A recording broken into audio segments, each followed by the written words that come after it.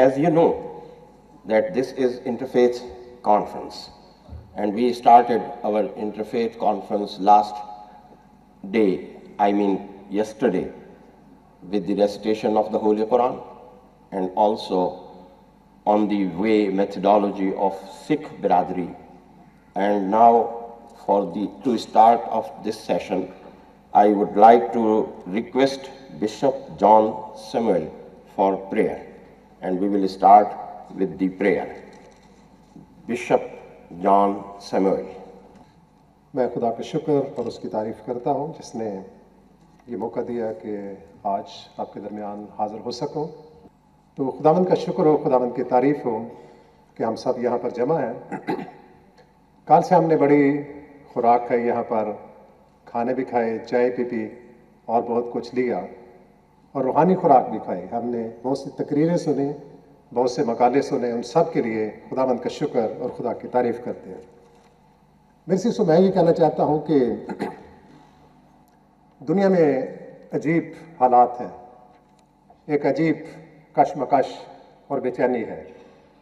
दुनिया का एक मुल्क अगर एक बम बनाता है तो दूसरा 100 बनाने की फ़िक्र में है, गोया उससे 100 गुना ज़्यादा फ़िक्रमंद है।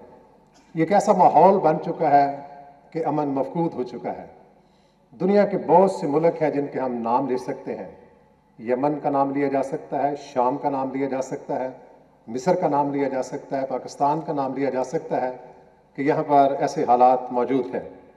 तो मेरे सिस्टो फिर जब हम सोचते हैं कि ये क्या है, जब हम अपने मुल्क पाकिस्तान के बारे में सोचते हैं कि उसका नाम भी कई लिहाज से बदनाम हो रहा है, पाकिस्तान के पासपोर्ट की कई दफ़ा तौहीन होती है जब हम बाहर के मुल्कों में किए जाते हैं, सवाल ये होता है कि फिर क्या किया जाए। जब कल से हमने बहुत से मकाले भी सुने, बहुत सी तकरीरें भी सुनी, और ये नहीं है कि वो बेफ़ायदा है, लेकिन फिर अमन है क्या? अमन क्या किसी मेडिसिन का नाम है, किसी दवाई का नाम है? क्या ये कोई व्यर्थ कर लेने का नाम है? मैं ये समझता हूँ कि अमन ज़िंदगी के तर्ज़ अमल में एक तब्दीली का नाम है, अपने बिहेवियर और अपने रवैये को तब्दील करने का नाम है। और अमन का क़याम जो है ये अपनी ज़ात से शुरू करने की बात है कि हमें सोचना है, हमें कायल होना है कि हमें क्या करना चाहिए। और अल्लामा इकबाल का एक शेर भी है कि अमल से ज़िंदगी बनती है, जन्नत भी जहन्नम भी, ये खाकी अपनी फितरत में ना नूरी है ना नारी। तो मेरे सिसो कुछ करने की बात है। एक तकरीर कल से बार बार आ रही है कि कुछ करने का वक्त आ गया है, तो हमें कुछ करना चाहिए कि हम क्या कर सकते हैं। लेकिन इसके लिए बहुत से बातें हो सकती हैं, और इस बीमारी की वजह, क्योंकि जब भी हम किसी डॉक्टर के पास जाते हैं तो पहले बीमारी की तशखीस होती है, डायग्नोस होती है, और फिर उसका इलाज होता है। मैं भी ये समझता हूँ कि ये इंतहा पसंदी और ये बात कहाँ से शुरू हुई, ये बम धमाके और गोलियाँ कहाँ से शुरू हुई, नफ़रत और तसब का जो बीज बोया गया वो बढ़ते बढ़ते जवान हो चुका है, और अब वो इतना फल दे रहा है कि उसके फल को समेटने के लिए रेंजर्स भी सरगर्म हैं, पुलिस भी मौजूद है, ज़ाब्ते भी हैं, कानून भी है, बहुत कुछ मौजूद है, ज़रब अज़ब भी चल रहा है, लेकिन फिर भी काबू में नहीं आता, फिर भी कंट्रोल में नहीं होता। तो फिर क्या है, इसकी डायग्नोस करने की ज़रूरत है। मैं ये कहूँगा कि हर चीज़ का इलाज बंदूक की गोली नहीं है। बंदूक की गोली से हर चीज़ का इलाज नहीं किया जा सकता। ज़रब अज़ब भी शायद उतना कामयाब नहीं हो सकता। सोच का मुकाबला सोच के साथ हो सकता है, नज़रिए का मुकाबला नज़रिए के साथ हो सकता है। वो लोग जिनका दिमाग ख़राब कर दिया गया, वो लोग जिनका दिमाग बिगाड़ दिया गया, जो इस लायक हो गए कि अपने जिस्मों पर बम बांध लें और गोलियां चला दें, खुद भी मर जाएं और दूसरों को मार दें, मेरे सी सोच को बदलने की ज़रूरत है। वो नफ़रत की सोच, वो तसब की सोच, जो बीज बोया गया, कड़वा बीज, उस नेगेटिव को पॉजिटिव बनाने की ज़रूरत है। यही मैं समझता हूँ कि इसका ज़रूरत है। मैं यूनाइट के लिए खुदा का शुक्र करता हूँ, अपने उस अजीज़ के लिए, अबू हुरैरा के लिए खुदावंद का शुक्र करता हूँ। मैं एक शख्सियत की वसीला से यहाँ तक पहुँचा, बेलशज़र टोनी साहब, मैं उनके लिए भी खुदा का शुक्र करता हूँ। सारी टीम के लिए मैं खुदा का शुक्र करता हूँ जिन्होंने हमें ये सोच दी और ये ख्याल दिया कि हम ये सब कुछ कर सकें। पर मैं ये कहता हूँ کہ ہمیں طالبان کے لیے بھی دعا کرنا چاہیے، بگڑی ہوئی سوچ کے لوگوں کے لیے بھی دعا کرنا چاہیے، ان لوگوں کے لیے جو بگڑ چکے ہیں، جن کا دماغ خراب ہو چکا ہے، ان کے لیے بھی دعا کرنا چاہیے، اس لیے کہ خدا ہی ہے جو نیگیٹو کو پازیٹو بنا سکتا ہے۔ ان کے اوپر اتنا زور ہے کہ ان کی سوچ کو بگاڑ دیا گیا کہ وہ اپنے جسم پر باندھتے ہیں اور خود مر جاتے ہیں، دوسروں کو مار دیتے ہیں۔ ہمیں ان کے لیے دعا کرنا چاہیے۔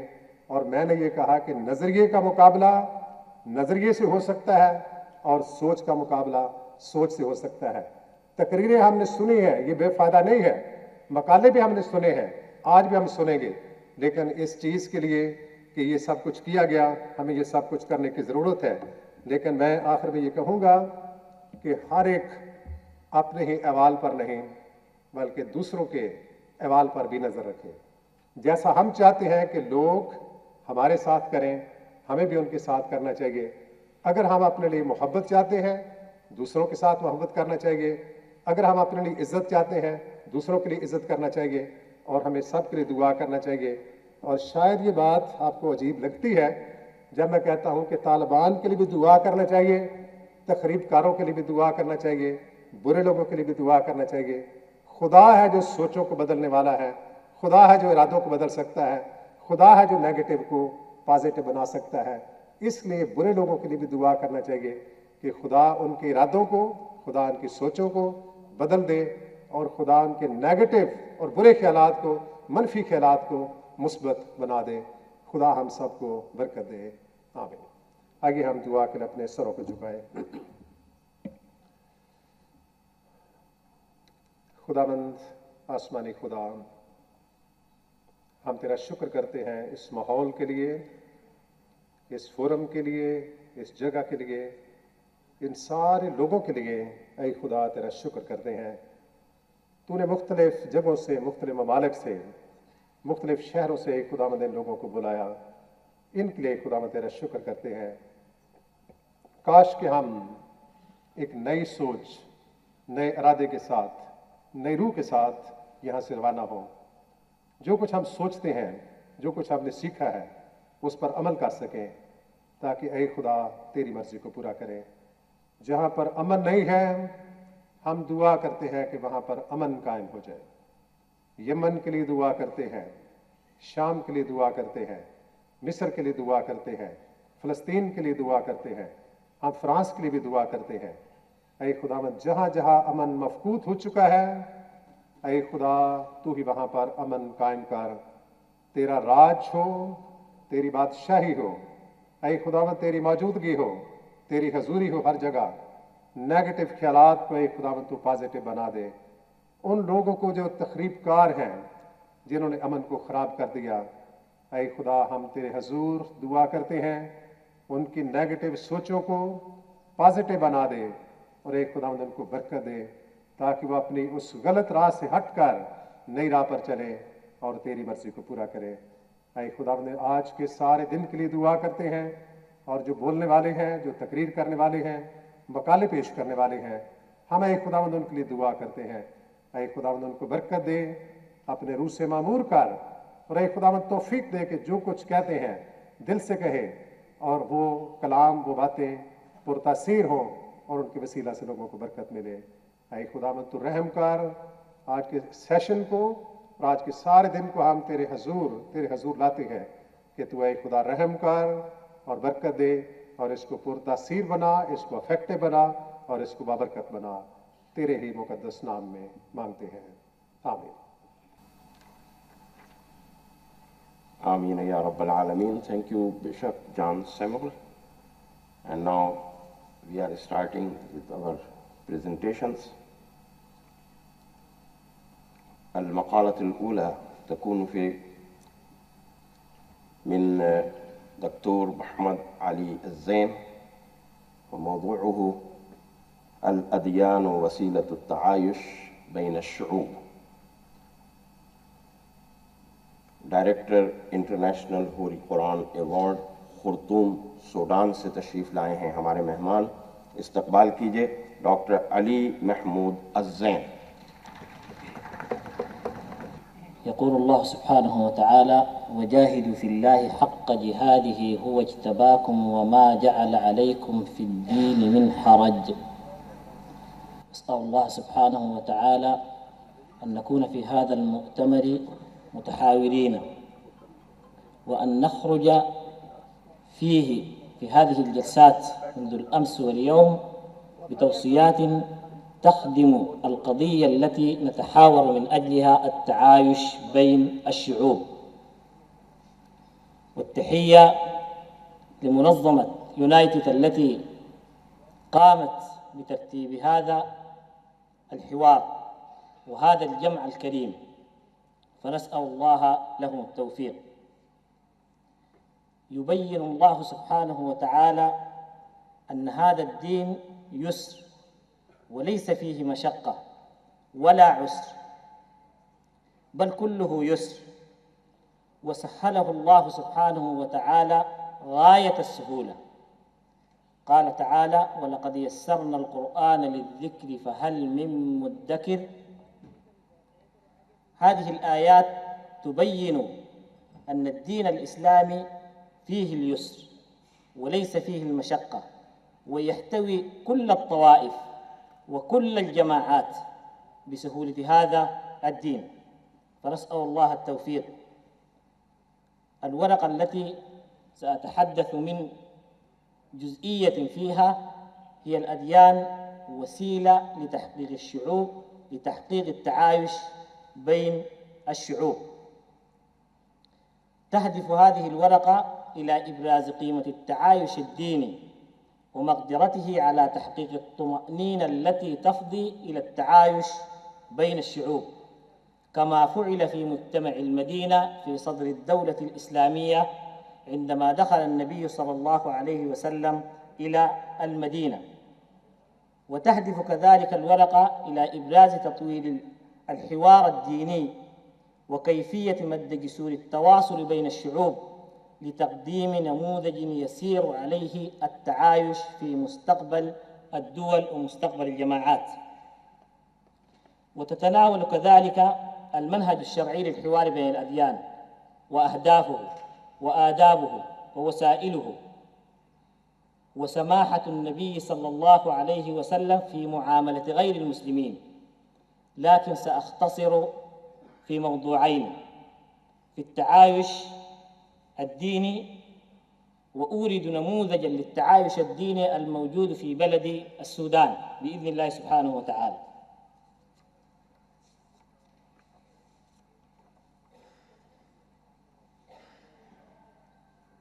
والتعايش الديني يهدف إلى تحسين مستوى العلاقة بين شعوب أو طوائف، وربما بين أقليات دينية، في القضايا الاجتماعية كالإنماء والاقتصاد والسلام وأوضاع المهجرين واللاجئين ونحو ذلك.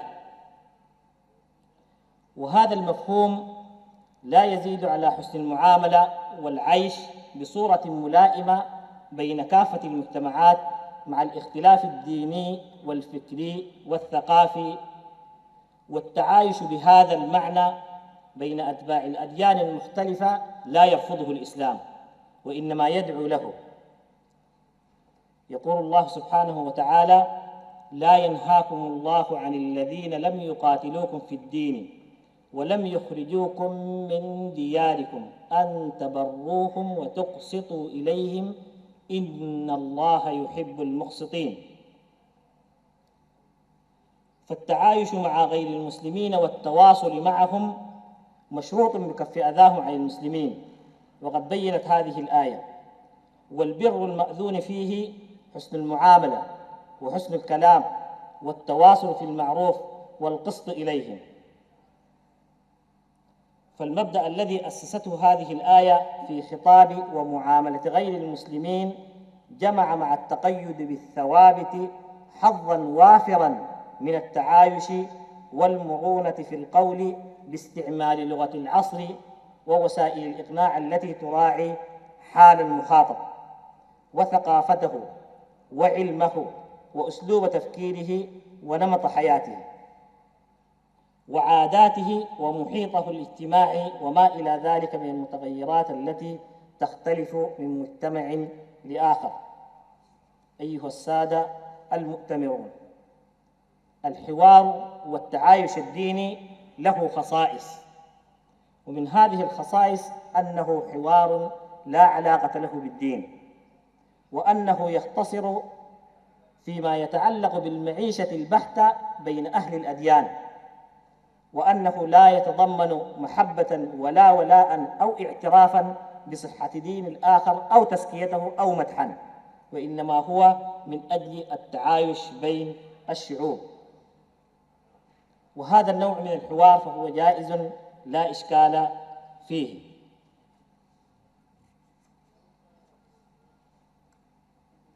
التعايش الموجود في بلد السودان، طبيعة الشعب السوداني يميل إلى العيش المشترك والاعتراف بالآخر وحفظ كرامته. ومدينة الخرطوم هي عاصمة السودان كمدينة مسالمة هادئة، رغم أنها تمددت ونمت في 50 سنة الأخيرة بصورة فاقت الخيال والتخطيط، إذ كان عدد السكان في 1956 أقل من نصف المليون، وكان لا يكاد يوجد فيها مسيحي إلا الجاليات الأجنبية، وكان عدد الجنوبيين والنوبة لا يتجاوز 30,000 نسمة، بينما يتجاوز المسيحيون منهم المئات. ولكن تغيرت الخريطة في الآونة الأخيرة، وأصبح عدد السكان في عاصمة السودان 8 ملايين، تضاعف هذا العدد إلى 16 ضعف. ومع كل ذلك ظلت الخرطوم مدينة مسالمة هادئة خالية من التوترات، بل إن التوترات التي تطفو حينا لا علاقة لها أصلا بالمسألة الدينية. وتبدو الخرطوم كمدينة نموذجية مسالمة ومتعايشة لم تبرز فيها عنصرية أو جهوية أو تمييز في التعليم أو الخدمات أو التوظيف على اعتبارات اللون أو اللغة. وظلت الكفاءة والجدارة هي الأساس. وأخيراً بعد اتفاقية السلام أنشئت مفوضية غير المسلمين، وهذه المفوضية تهتم بأمور غير المسلمين وتتبنى إشكالاتهم وقضاياهم الدستورية التي قد تنتقص من مواطنتهم. وظلت أجراس الكنيسة تدق والآذان يرفع جنوبا وشمالا في أريحية تامة بين شعوب السودان، حيث يتم الاحتفال بكل الأعياد المسيحية والإسلامية، الكل يحتفل بدينه. كما أن مدارس الإرساليات والمدارس الخاصة منتشرة من الروضة حتى كليات اللاهوت. لم يحل الانتماء الديني يوما ما في السودان دون وصول شخص مؤهل أو دارس إلى منصب أو وظيفة، وظل الشعب السوداني في محبة وتوادد ما بينه وبين الأقليات المسلمة. وهناك بعض الأحياء يسمى حي المسالم. هذا الحي يتميز بالهدوء والسلام الاجتماعي، ويسكنه الأقباط وبقية من أهل السودان، وهو حي تتعايش فيه الكنائس والمساجد، وتتجاور فيه المقابر متعددة الشخصيات والتداخل على أشده، ولا تكاد توجد توترات أو نزاعات. هذا هو المجتمع السوداني الذي تجسدت فيه روح التعايش بين أهل الأديان. نسأل الله سبحانه وتعالى أن نخرج بهذا المؤتمر لتوصيات ترقى أن تكون نبراسا وهديا إن شاء الله بين كل دول العالم. السلام عليكم ورحمة الله وبركاته. شكرا جزيلا الشكر الشيخ دكتور علي محمد الزين على كلماتكم اللطيفة والحبيبة. والآن ألتمس في خدمة الشيخ فضيلة الشيخ دكتور سامي أحمد خالد العثامنة. العثامنة هو منا ونحن منه. شرفنا بزيارته وبلقائه وباستماعه إن شاء الله. I would like to welcome Dr. Sami Khalid Asamina, a leader and Director General of Sharia Education.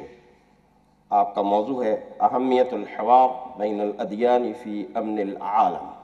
دكتور خالد عثامنة. بسم الله الرحمن الرحيم. الحمد لله رب العالمين الذي خلقنا من أب واحد وأم واحدة، ولحكمة جليلة بليغة جعلنا مختلفين، والصلاة والسلام على سيد الأولين والآخرين، خير من سعى للتعارف والتعاون بين أبناء الإنسانية، وضرب أروع الأمثلة في جمع بني البشر على كلمة سواء. أيها السيدات والسادة، أيها الإخوة الأفاضل، أحييكم بتحية الإسلام، فسلام الله تعالى عليكم ورحمة منه وبركاته. بادئ ذي بدء، لابد أن نتقدم بعظيم الشكر ووافر الامتنان لجمهورية باكستان الإسلامية قيادة وحكومة وشعبا، ممثلة في منظمة يونايت ومجلس صوت الإسلام، على حسن الوفادة وكرم الضيافة، فجزى الله تعالى الجميع خير الجزاء وبارك فيهم وأحسن إليهم. أيها السيدات والسادة، الإسلام هو دين الله عز وجل الذي نزل من السماء ليصلح الأرض ويوثق العلاقة بين الخلق والمخلوق، بين الخالق والمخلوق، على أساس من العقيدة الصافية، ويربط شعوب العالم بعضها ببعض، ويجعل العلاقة بين الإنسان وأخيه الإنسان على أساس العدالة من الرحمة الشاملة والمعاملة الكريمة. الإسلام أيها الإخوة ينظر إلى أن الناس جميعهم إخوة، أبوهم واحد وأمهم واحدة، فهم أشقاء، لا فرق بين أبيض وأسود، لا فرق بين عربي وعجمي. والله سبحانه وتعالى ينادي الناس بهذه الصفة: يا أيها الناس اتقوا ربكم الذي خلقكم من نفس واحدة وخلق منها زوجها وبث منهما رجالا كثيرا ونساء واتقوا الله الذي تساءلون به والأرحام. نعم، الأصل البشري لأبناء البشرية قاطبة هو أصل واحد، ومهما تفرق الناس بعد ذلك من أمم وقبائل وبلدان وأجناس، فإنما هو كتفرق البيت الواحد. فالإخوة من أب وأم واحدة، وما كان كذلك فسبيل هذا الاختلاف في أجناسهم وفي بلدانهم يجب أن يؤدي إلى تعاونهم يجب أن يؤدي إلى تعارفهم وتلاقيهم على الخير. من هنا انبثق المبدأ الإنساني الخالد: يا أيها الناس إنا خلقناكم من ذكر وأنثى وجعلناكم شعوبا وقبائل لتعارفوا. وبعد ذلك أيها الإخوة، فقد يرتفع في هذه الدنيا أفراد ويخفض آخرون، وقد تغتني فئات ويفتقر كثيرون، وقد يحكم شخص ويخضع شعب، وقد تبيض بشرة أقوام وتسود ألوان أخرى. إن هذا وإن كان من سنة الحياة، بل هو من نظامها الذي لا يتبدل، فليس من شأنه أن يميز من ارتفع على من اتضع، لا ينبغي أن يميز بين من اغتنى على من افتقر، لا يجوز أن يميز بين من حكم على من خضع، ولا أن يميز بين الناس على أساس لون بشرتهم فيقدم الأبيض على الأسود، بل الكل سواء عند الله عز وجل في آدميتهم وفي إنسانيتهم، لا تمايز بينهم إلا بمقدار منفعة الآخرين وإيمانهم بالحق. وإنه لا مبرر لأن يتكبر أحد على أحد بسبب لونه أو بسبب جنسه أو غير ذلك، فالتفاضل لا يكون إلا بالتقوى وبمنفعة الآخرين. أما إذا كانت التفرقة بين الناس على أساس طبقة عليا وطبقة سفلى، فلا شك أن هذا زعم فاسد لابد أن يؤدي إلى إشعار الفتنة بين الناس، لابد أن يزرع بذور الحقد والبغضاء والعداوة، لابد أن يؤدي إلى الفتن والحروب التي لا تهدأ. وهكذا يستمر الإسلام في إعلان الوحدة الإنسانية بين الناس كإخوة من أب وأم، وينظر إلى الوحدة الاجتماعية كشجرة تهتز أغصانها جميعا إذا لمستها الرياح، لا تفرق بين أعلاها وأدناها. من هنا أيها السيدات والسادة نرى كثرة خطاب القرآن الكريم للناس بهذه الألفاظ التي تشعرهم بوحدة أصلهم: يا أيها الناس، يا بني آدم، دون أن يميز بالخطاب أمة على أمة أو طائفة على طائفة أو فريقا على فريق. لهذا فإن عقيدة المسلم لا تسمح أبدا بنزعات عنصرية أو نعرات عرقية. المسلم يعتقد أن الناس جميعا لآدم، وآدم من تراب، وأن اختلاف اللغات والألوان ليس إلا دليلا على قدرة الله تعالى وعلى عظمة الصانع سبحانه، وهو آية من آياته في خلقه: ولقد كرمنا بني آدم وحملناهم في البر والبحر ورزقناهم من الطيبات وفضلناهم على كثير ممن خلقنا تفضيلا.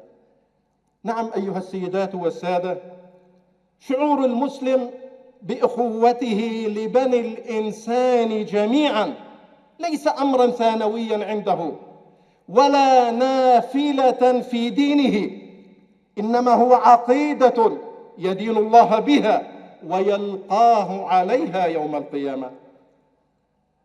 لما هاجر رسول الله صلى الله عليه وسلم إلى المدينة المنورة وفيها من اليهود العدد الكبير، كان أول ما عمله في شؤون الدولة أن أقام بينه وبينهم ميثاقا غليظا تحترم فيه عقائد هؤلاء اليهود، وتلتزم فيه الدولة بدفع الأذى عنهم، ويكونون مع المسلمين يدا واحدة على من يقصد المدينة بسوء.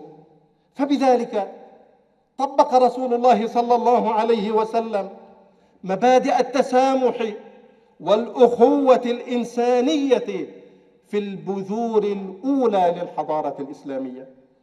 بل كان لرسول الله صلى الله عليه وسلم جيران من أهل الكتاب، فكان يتعاهدهم في بره ويهديهم الهدايا ويتقبل منهم هداياهم ويأكل من طعامهم ويحسن إلى جوارهم. ولما جاءوا وفد نصارى الحبشة أنزلهم صلى الله عليه وسلم في المسجد النبوي الشريف، وقام بنفسه على ضيافتهم وخدمتهم وهو رسول الله. وعندما جاء وفد نصارى نجران أنزلهم عليه الصلاة والسلام في المسجد، بل سمح لهم بإقامة صلاتهم في المسجد، فكانوا يصلون في جانب منه ورسول الله والمسلمون يصلون في جانب آخر، لكم دينكم ولي دين. ومكثوا 14 يوما وهم في مسجد رسول الله صلى الله عليه وسلم. ما هذه الوقائع أيها السيدات والسادة إلا نماذج على التسامح والبر والعيش المشترك دون إكراه أو إجبار لأحد على اعتناق الإسلام، انطلاقا من قوله تعالى: لا إكراه في الدين، فلا إجبار ولا إكراه لأحد في الدخول في دين الإسلام. وفي هذا أيها السيدات والسادة يتجلى تكريم الله للإنسان واحترام إرادته وفكره ومشاعره وترك أمره لنفسه فيما يختص بالاعتقاد، فلا يحول أحد عن دينه بالقوة أو الحيلة أو المكر أو الخديعة. هذا هو هدي الإسلام لتحقيق الأمن والسلام العادل الشامل في ربوع الأرض كلها. ومتى توخت الأمم والحضارات تلك المقاصد الإنسانية المشتركة وأخذوا بالأفضل في عمارة الأرض وتحقيق العدل والصدق والمحبة والتسامح، ووفرت الحقوق ووحدت المواقف والمكاييل، أمكن الانتقال من الصدام إلى الحوار، من التناحر إلى التعاذر، من التناوش إلى التعايش. وإن مما يميز الدين الإسلامي أنه دين الحوار الذي يطلق عنان الفكر لإعمال العقل في القضايا المطروحة.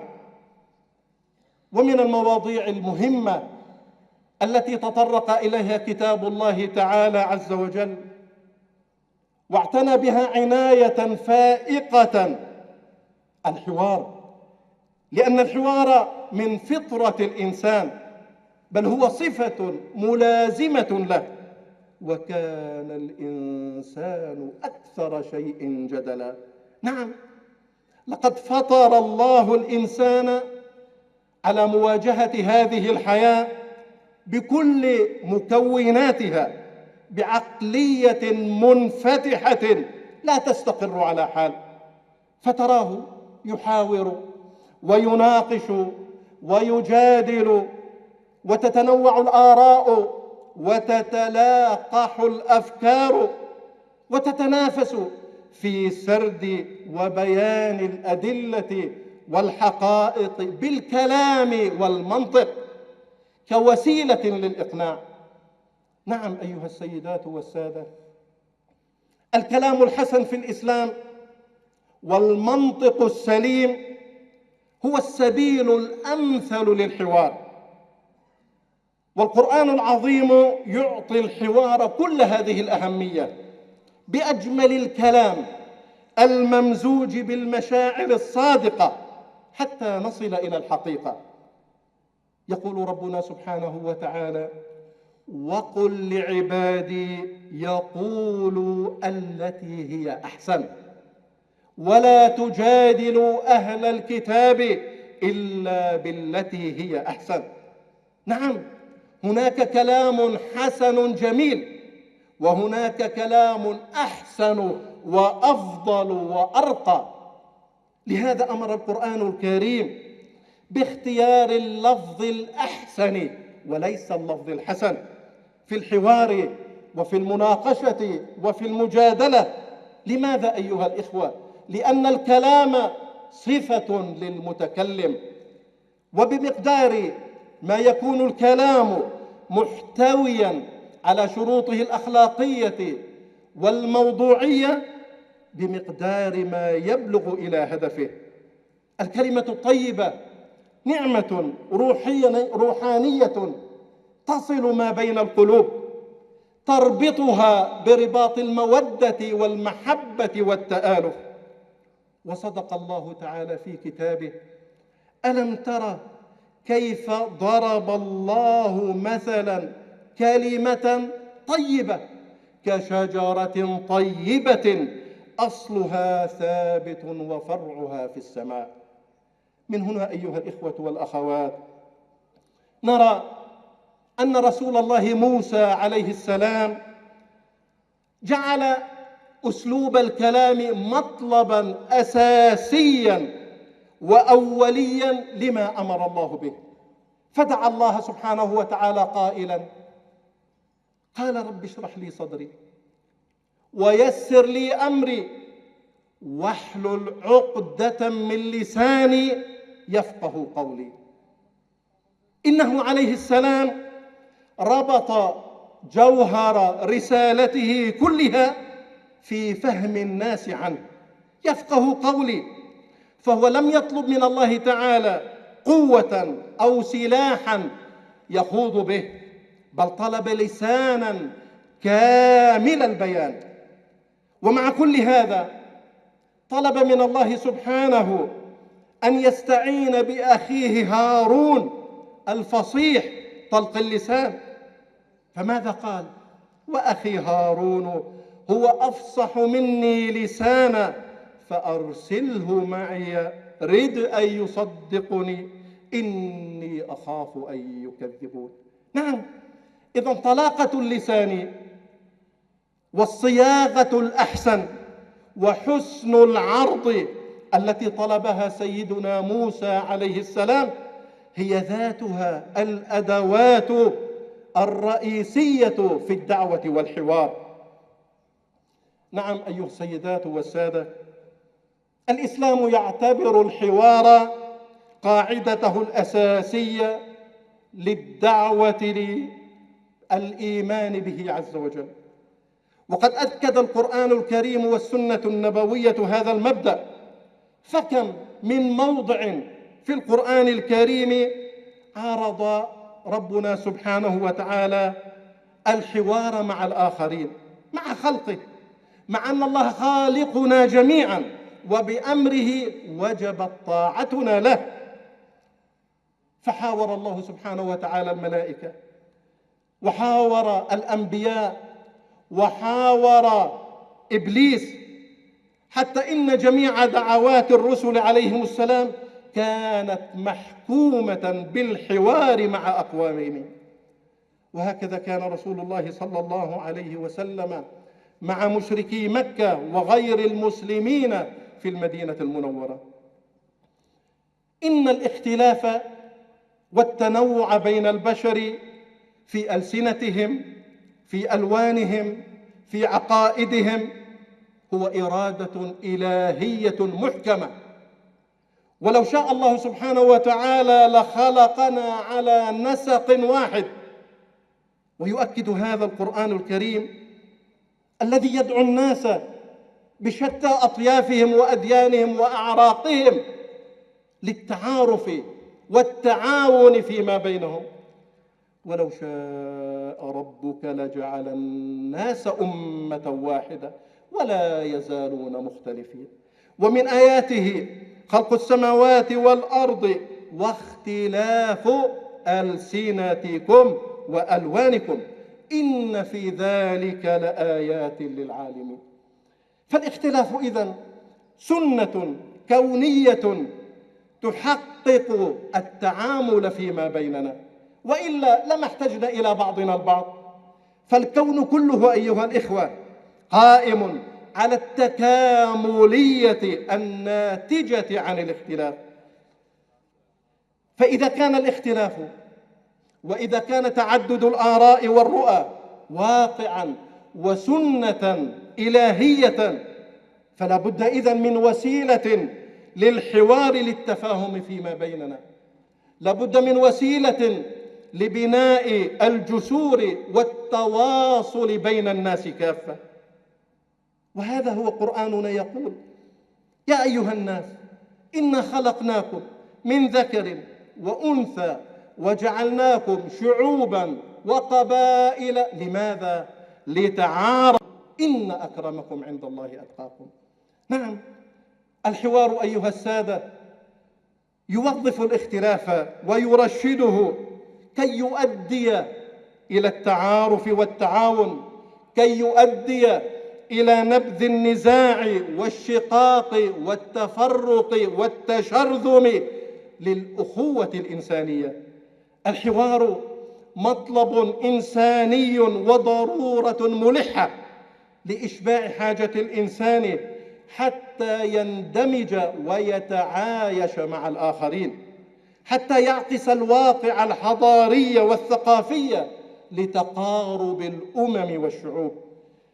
نعم أيها السيدات والسادة، لهذه الاعتبارات فإنني أعتقد جازما أن مرتكزات وقواعد الحوار البناء الذي يفضي إلى التعايش الآمن المشترك لابد أن يعتمد على قواعد 4. القاعدة الأولى الاعتقاد بأن الجميع إخوة ضمن الأسرة والعائلة الإنسانية الواحدة، حتى لا يبقى الحوار محصورا في القضايا الفكرية والعقدية. ثانيا، لا بد من الاحترام المتبادل وتفهم الآخر. ثالثا، لا بد من نبذ التعصب والكراهية ومحاربة التطرف والعدوان والاضطهاد والإفساد في الأرض. فالأديان وعبادة الله سبحانه وتعالى يجب أيها الإخوة أن لا تكون سببا لشقاء وتعاسة البشر. فهذه الأزمات وهذه الحروب المدمرة ما كانت إلا بسبب التنكر والتعصب لقيم الفطرة الإنسانية. أما القاعدة الرابعة فالتعامل بموضوعية في الإنصاف والعدل وبمكيال واحد أمام الخلق كلهم. فإن تحققت هذه القواعد 4 فإنها بلا شك ستفضي إلى تعايش آمن مسالم مستقر، وهذا ما قامت عليه الحضارة الإسلامية من دعوة للتسامح والمحبة، من دعوة للسلام والوئام والبر والقسط والإحسان والمعروف مع جميع بني الإنسان. ولعل هذا التعبير المعروف والإحسان والقسط والمحبة هو أبلغ بيان وأعظم أثر وأجمل وأقرب للمودة من لفظ التعايش الذي انتشر في هذه الآونة. لنستمع إلى قول الله عز وجل: لا ينهاكم الله عن الذين لم يقاتلوكم في الدين ولم يخرجوكم من دياركم أن تبروهم وتقسطوا إليهم إن الله يحب المقسطين. فالإسلام أيها السيدات والسادة ينظر إلى التعايش الصحيح بمفهومه المعاصر أنه من سنن الله عز وجل التي لا تتغير ولا تتبدل، إنه ضرورة ملحة لا مفر منها. فالعالم اليوم أمام مسارين لا ثالث لهما: إما التعايش والمحبة والوئام واحترام الآخر ضمن قواسم مشتركة، وإما صراع الحضارات والثقافات الذي يفضي إلى مأساة إنسانية لا يأمن فيها الإنسان على نفسه وعلى أهله وعلى ماله. وهذا هو المشهد المؤلم ما نراه وللأسف اليوم في كثير من بقاع الأرض التي ازدادت فيها بؤر الصراع والتوتر، وقد يفضي لا قدر الله إلى فناء الإنسانية. وأخيرا أيها السيدات والسادة، إننا نتطلع إلى استشراف آفاق مستقبل أكثر أمنا وسلاما وأرقى وأفضل للإنسانية جمعاء في بناء أوطاننا من جميع من يعيش على هذا الثرى، لا فرق بين مسلم وغير مسلم، فالكل مطالب بالتعاون والتكامل والمحبة والوئام. فالأوطان أيها الإخوة لا ترتفع إلا بهمة جميع أبنائها، ولا ترتقي الأوطان إلا بسواعد جميع شبابها، ولا تسمو إلا بعقول جميع رجالها، ولا تعلو إلا بحكمة جميع قادتها وعلمائها، ولا تحترم الأوطان إلا بالمحافظة من الجميع على مبادئها وأخلاقها. هذا وبالله التوفيق، وصلى الله وسلم وبارك على سيدنا محمد، والسلام عليكم ورحمة الله تعالى وبركاته. قد شرفنا باستماع كلمة موجزة، كلمة بليغة من الشيخ خالد العثامنة. نشكركم جزيلة الشكر من أعماق قلوبنا على كلمتكم.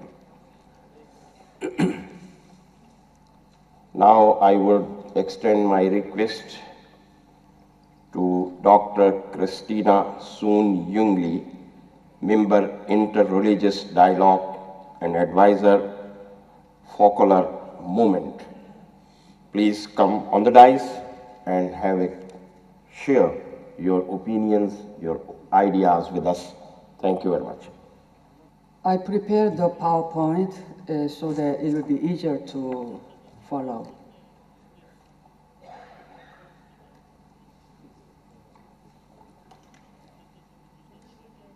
The significance of interfaith links for promoting friendly religious interaction. Urgent challenges of our world. All of us are deeply concerned by the ongoing political and social situation in today's world. Scenes of terrorism and armed conflicts show no sign of abating.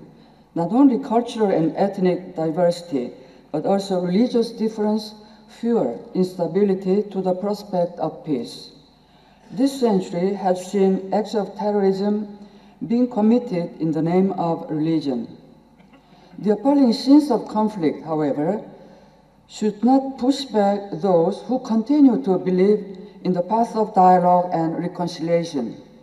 Numerous initiatives of people and institutions aiming at building foundations for harmonious coexistence. Our conference here in search of peaceful interfaith coexistence is an indication of our common desire to be part of the solution for the crisis. Role of religions. The peace to which we are committed is not merely the silence of arms. It cannot be attained only from the outside with structures. The attempt to restore it with violence leads to new violence and creates grave consequences among populations. It must be approached from a global and far-sighted perspective. Political action and economic tools are important, but peace must be built first in hearts. It is here that sentiments of hatred, rancor, and revenge develop, threatening and stifling peace. Peace cannot exist if these feelings are not overcome from within. What is needed to nourish peace is the conversion of heart. To meet this fundamental challenge, the role of religions is crucial. From the great religious traditions, could we initiate a strategic plan capable of transforming relationships not only on individual level, but also between people of different language, ethnicity, and religion. Religions should renew their gaze in order to draw out of their depths all the spiritual patrimony and together raise their voice to be heard as the voice of reconciliation and peace. How to reconcile the faithfulness in religious identity and the openness to the other? Fear of losing our religious identity may lead to fundamentalism and extremism, and rise distrust and intolerance towards different religions and minorities. In consequence, we fail to open ourselves towards the shared values of human nature, such as reconciliation, peace, and justice. The Pope Francis affirms, because of violence and terrorism, an attitude of suspicion or even condemnation of religions has spread. In reality, although no religion is immune to the risk of deviations of the fundamentalist and extremist nature in individuals or groups, it is necessary to look to the positive values that religions live and profound and that are source of hope. In this regard, I will cite two examples, one positive and the other negative. Last month, I attended an Interreligious forum in Osaka, Japan. I appreciate very much the presentation of a Buddhist. He elaborated the spirit for interreligious dialogue, which can be found in the Buddhist sacred text. In South Korea, where I come from, over the last decades, several Buddhist temples and treasures have been damaged by Christian fundamentalists, sometimes by young people. One of the main reasons is that extremist thoughts are preached in the places of worship and taught in religious schools, disseminating hate and division. Dialogue needs a spirituality, experiences and methodology of the Focolare movement. I would like to briefly share with you the experience of the Focolare movement. It was founded by an Italian woman, Chiara Lubick, 70 years ago. It is present in 182 countries of the world. People of different cultures and languages and religions embraced it. They are men and women, youth and adults, laypersons as well as religious, priests, and even bishops. Born in the Catholic Church, the movement has crossed its border and reached Christians of other churches, followers of other religions, and persons of no religious affiliation. Dialogue can be developed in various forms: dialogue of life, dialogue of action, dialogue of theological exchange, dialogue of religious experience, etc. We learn from experience that in order to be fruitful, dialogue has to come from the string need of the faith and to be sustained by a solid spirituality. Dialogue lived in this way makes us open to the truth proposed by others while remaining faithful to the truth of our own faith. We discover that the dialogue of spirituality, as Pope John Paul II said, is an essential and crowning form of dialogue. Chiara described the spirituality of the Focolare movement as a spirituality for living together, which enables us to meet and come to a mutual understanding with all the great religious traditions of humanity while maintaining its own identity. The key of this dialogue can be traced in the movement's spirituality, which has love at its core. As John Paul II said, the spark that inspires our Dead Stone with the name Focolare is love. Chiara was convinced that people of other religions expect us to give a concrete testimony of this love, which is drawn directly from the gospel, but which everyone accepts, almost as if it were the answer to every human being's innate vocation to love. With our friends of different faiths, we encourage each other to put into practice love, compassion, benevolence, and mercy according to our own traditions, and this creates a deep fraternity. Here are some examples of dialogue. With Buddhists in Asia, Chiara was invited to Tokyo in 1981 by Reverend Nikkyo Niwano, founder of the Rishoku Sekai, where she presented her experience to 12,000 Buddhists. It was a historic beginning of a friendship which made members of the two movements like a family. In 2009, on the first anniversary of Chiara's death, current President Nichiko Niwano sent a message which expresses the bond between the two movements. If we link the spirituality of love and unity of Chiara with that of the compassion and the one vehicle of Nikkyo Niwano, we can truly give life to a power capable of facing the world.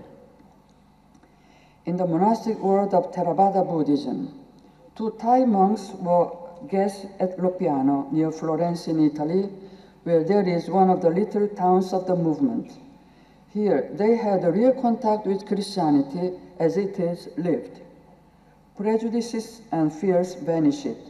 In 1997, the Grandmaster Ajahn Tong, an eminent figure of Thai Buddhism, invited Chiara to tell of her experience in the Buddhist University and Temple in Chiang Mai. Presenting her, he said, "The wise is neither man nor woman. When a light is lit in the darkness, you do not ask if it was lit by a man or a woman. Chiara came to give us her light." With our Muslim friends, contact with Muslims began in the 60s. In Algeria, a friendship began between a Christian teacher and his Muslim students, a seed from which was born a Muslim community. It is a community which crosses not only the barriers between Islam and Christianity, but also the harsh years of the civil war. In 1997, Chiara, a white Christian woman, was invited by Imam W.D. Muhammad, a charismatic Afro-American Muslim leader, to address her message to the faithful gathered in the Malcolm X Mosque in Harlem. At the day's conclusion, Imam Muhammad affirmed, "Today, here in Harlem, New York, a page of history is written." The two leaders made a pact of fraternity, which was extended to both of their movements in various cities of the United States. In Western Europe, where the Muslim presence is increasing as a result of immigration, a deep friendship is growing with Muslim communities. In Italy, there are a number of projects to promote peaceful coexistence, such as Common Pathway for Muslim and Christian Families. In southeastern European nations, Macedonia, Kosovo, Bosnia, and Albania, there is another group of Muslims who have embraced this spirituality. In Skopje, Macedonia, a Muslim professor of pedagogy began a kindergarten at the university which welcomes children of different ethnic groups, fully respecting their differences in the educational process. Through this pilot project, he hopes to contribute to the peaceful coexistence of Macedonian society, composed of different ethnic, linguistic, and religious groups. There are also contacts with Shia Muslims in Qom in Iran. Together, we want to deepen the concept of love for God and for fellow humans in Christianity and Islam as a contribution to the ethics of religion. One of the principal points of folkloric spirituality is to put into practice in our daily life the words of the Bible, called the Word of Life. It has encouraged our Muslim friends to read the Quran, and this produces fruit in their lives. A Muslim scholar says that these experiences lead to a more authentic reading of the Quran, seen from the angle of God's mercy and unity. In India, a dialogue on an academic level began with Hindu university professors. Professor Kalacharya from Mumbai said, "We never aimed at having a purely academic exercise.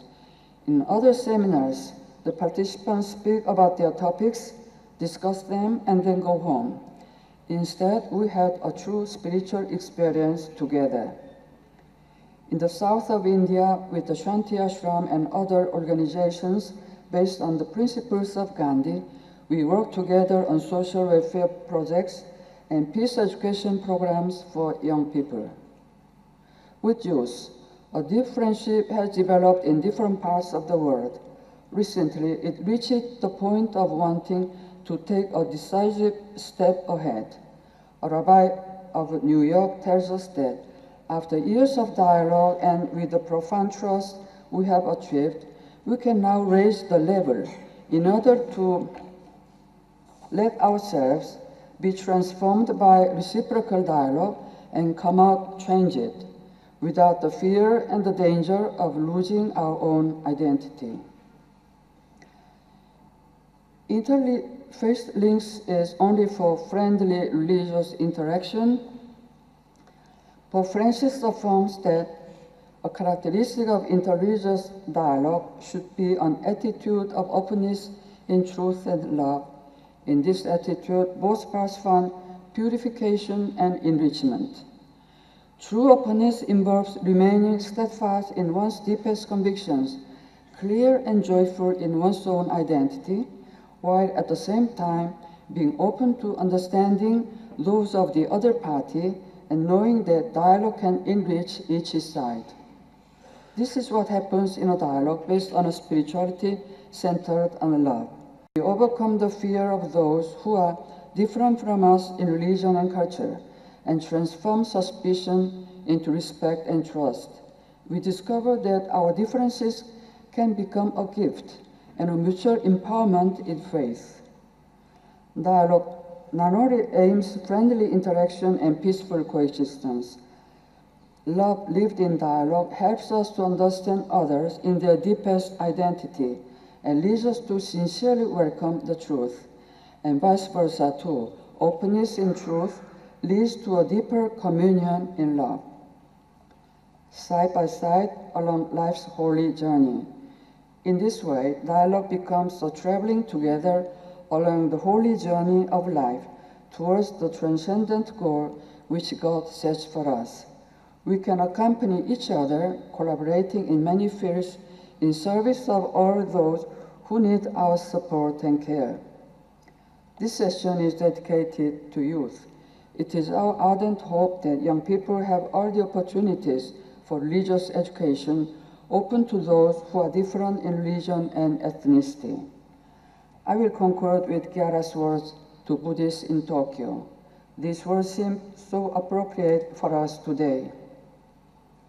It is these affinities that we find also in you, dearest brothers and sisters, which permit us to walk side by side on life's holy journey towards the goal awaiting us and to work together for the good of humanity.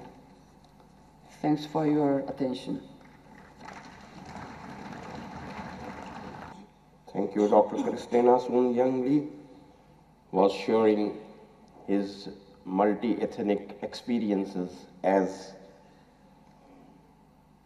advisor for color movements, and we benefited with her experiences, and inshallah we will more benefit in future.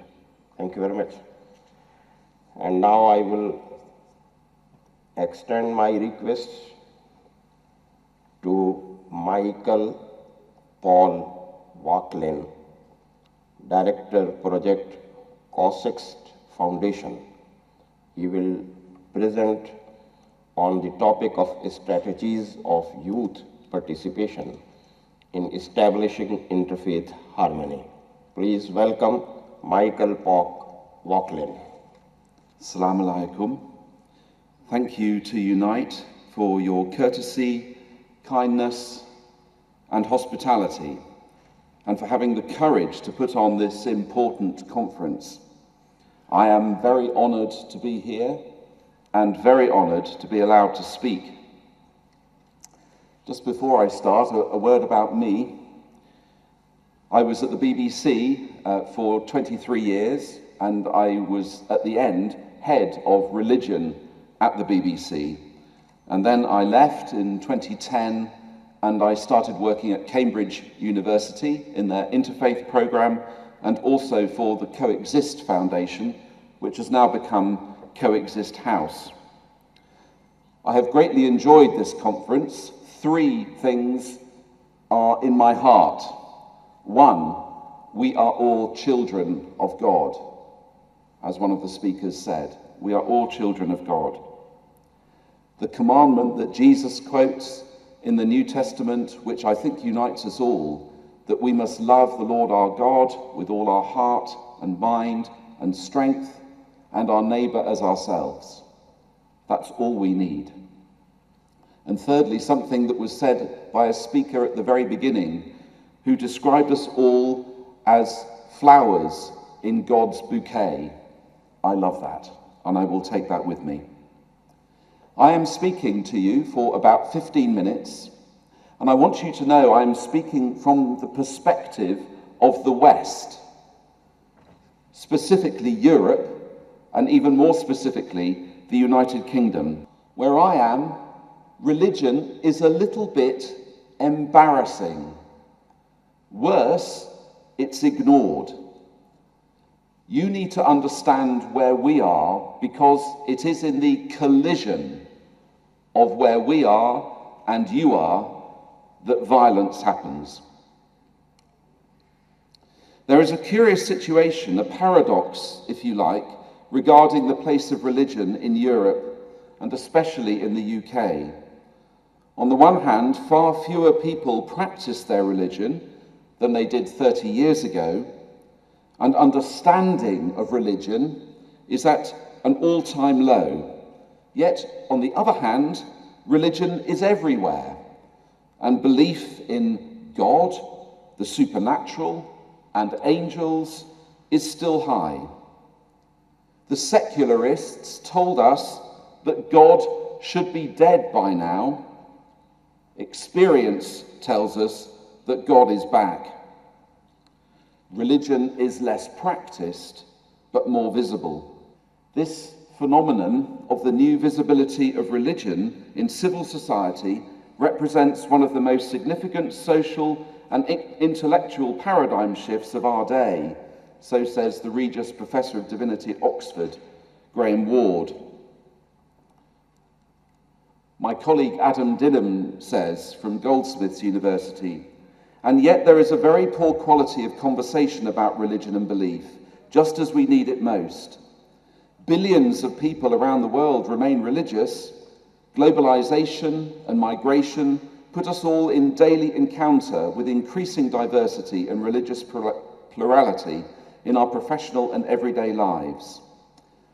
He says, after decades in which we have barely talked about religion and belief, society has largely lost the ability to do so. Diversity, global trade, and extremism make it vital to do so now.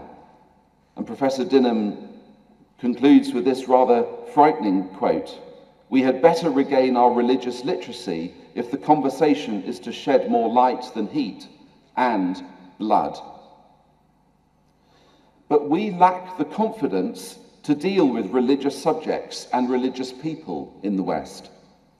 And of course, much worse, we are left with a globalized society under constant threat of religious extremism and violence. So how can we prevent these atrocities? How can we respond better when they happen? And where and how do we find a new way of living together in peace? And in particular, because we're thinking about young people, how can we encourage our young people to make the world a better place? The answer, me and my colleagues believe, is in religious literacy. Religious literacy comes before, I believe, a conversion of the heart, which Dr. E talked about. Religious literacy is a greater, deeper understanding of one another's faiths, which leads to respect, friendship, and eventually, in time, sustainable peace. And this is something I believe that we at Coexist House and the Religious Literacy Partnership can provide. I want to talk specifically about the projects in a minute, but just a little bit more about religious literacy. It's not about more religion or making people religious. Religious literacy is a secular endeavour. We don't want more God. We don't need more interfaith dialogue. We want to separate religion as meaning faith from religion as a human idea, so that we can move beyond ignoring religion. We can move beyond tolerance, no one wants to be merely tolerated, and move towards acceptance and understanding of people's beliefs and values, so that true coexistence can be given a chance. But initially in the West, I think, we need to change our attitude towards religion.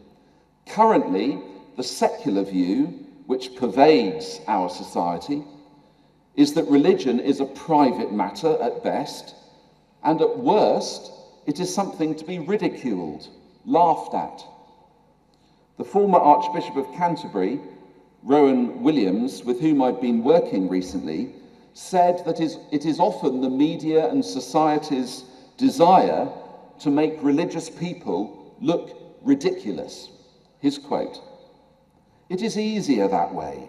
If religious people are a bit mad, with an invisible friend in the sky and a fairy at the bottom of the garden, and prone to savage acts of violence, then we can ignore what they think. We can write them off as crazy nutters. They would far rather do that than actually engage seriously with the subject of religion. It's just too difficult, too complex. I know Muslim and Jewish communities in the UK feel badly treated by the media and treated with disdain by society. As Christians, we've got so used to it, we've almost given up complaining. Remember, here in Pakistan, you are religious, you look religious. In the UK, being religious is just a little bit embarrassing. But this pervasive attitude to religion, I believe, is one of the key factors in our current global climate of angry religion, which is what we see so often on our television screens. It's partly because people of faith don't feel respected, and religious countries like Pakistan and religious peoples like you look at the so-called Christian West, the UK and the United States, and you see our materialism, our hypocrisy. You see the sexual visibility. And of course, you and religious countries are outraged and offended by us. This is how confused we are in the UK. I'll click it twice, it'll go on twice. There, that's it. We have this bizarre attitude in our secular society that thinks people of other faiths are offended by Christians celebrating Christmas. Councils and local governments try to stop Christmas celebrations because they think other religions will be offended. But the reverse is true in my experience. Not only do other faiths use our gaudy holiday season as an excuse for their own parties and present giving, they actually like it when we show some commitment to our Christian faith. The problem is that we don't usually bother. This secular mindset must change. Keeping religion at a distance and treating it only as a problem must change. Charlie Hebdo, the recent Paris atrocities encapsulate what goes wrong with the current conversation and how pressing the need is for religious literacy. We are running 3 programs that I believe can have an impact on the current situation in religion in relation to religious harmony and provide a more hopeful world for our young people to inhabit. And all 3 form part of the work of Coexist House and will have a special focus on young people. So first, the media needs to improve the way it covers religion. So let me tell you about our plans for an international religious, oh dear, there you go, an international religion media centre. The media's coverage of religion is a bit like covering football, only from the point of view of hooliganism and never actually watching the game. Society's religious illiteracy encourages the media in particular to report religion unhelpfully.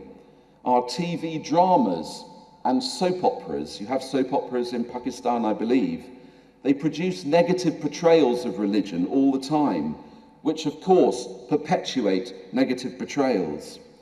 This won't do anymore. Religious literacy in our current world is of the utmost importance, and one of the places it is needed most is in the media. But how do we change the media? Sending journalists back to college will not work. Journalists, television producers are busy people, not lazy. They are highly intelligent and focused. So what they need is measured information, offered to them in ways in which they want to receive it, to help them tell religion news stories and represent religious issues more coherently, and be provided with shortcuts to a deeper understanding, sensible and media-friendly contributors, and a richer, more nuanced vocabulary so they can tell the stories they want to tell. In short, they need to be equipped with the tools they need to do the job.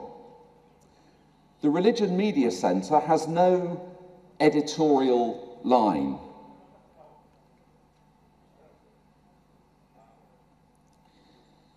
It doesn't say that religion is a good thing or a bad thing. It just says that religion matters. It'll be funded by a wide cross-section of stakeholders, so no one view can dominate, no one religious view can dominate. It doesn't tell journalists what to say, it simply gives them the range and the background they need. Just think of the difference a well-informed media could make to our understanding of religion across the world. And the Religion Media Centre will go beyond news and journalism, and it'll offer help to screenwriters, scriptwriters, movie producers, so that they can tell religion more accurately and fairly. We do not want to promote religion, but we are wanting to have a recognition that religion matters to people, as is very clear in Pakistan. And it will be treated, therefore, with fairness and respect. To carry on mocking religion, as so often happens, misreporting it with unhelpful shorthand and careless choice of images, is simply not acceptable. Things have to change. A well-resourced and supported International Religion Media Centre will help to make this happen. The second method I want to talk to you about is religion literacy training itself. We have recently launched an online training program with EY, Ernst & Young, who I believe are big in Pakistan. They're also very big in London and the United States and all over the world. Ernst & Young are consultants to 30 of the biggest 100 companies in the world, and they're hopeful that our online religious literacy training will go across the world. We are also wanting to launch it to the public sector, the government, the Foreign Office, the health service, the police force, the army, to make all sectors of society religiously literate. And critically, into schools, so that our young people from an early age learn that religion is not something to be mocked if you are non-religious, nor kept quiet, as so often happens, if you are religious. It provides a framework for understanding religious colleagues, clients and stakeholders, and gives organisations the confidence to handle religion when it appears in the workplace. It'll be useful for attracting and retaining staff. improving staff relations within organisations, so that they'll be able to bring their whole selves to work and have their festivals and religious practices respectfully catered for and accommodated. So good religious literacy training through our programme could spread globally in time, strengthening friendships and good business practice. Remember, I'm speaking from the perspective of the West, where it is quite difficult to be religion. You are not encouraged to be religious in the workplace. Our third method is through leadership training. Currently, the Cambridge Coexist Leadership Programme takes 7 Jewish, 7 Christian and 7 Muslim leaders and puts them through 3 two-night residential modules, now all based at the wonderful St George's at Windsor Castle. We take them away from their mosques, synagogues and churches. We tell them as much as possible to switch off their mobile devices, and we help them learn about leadership.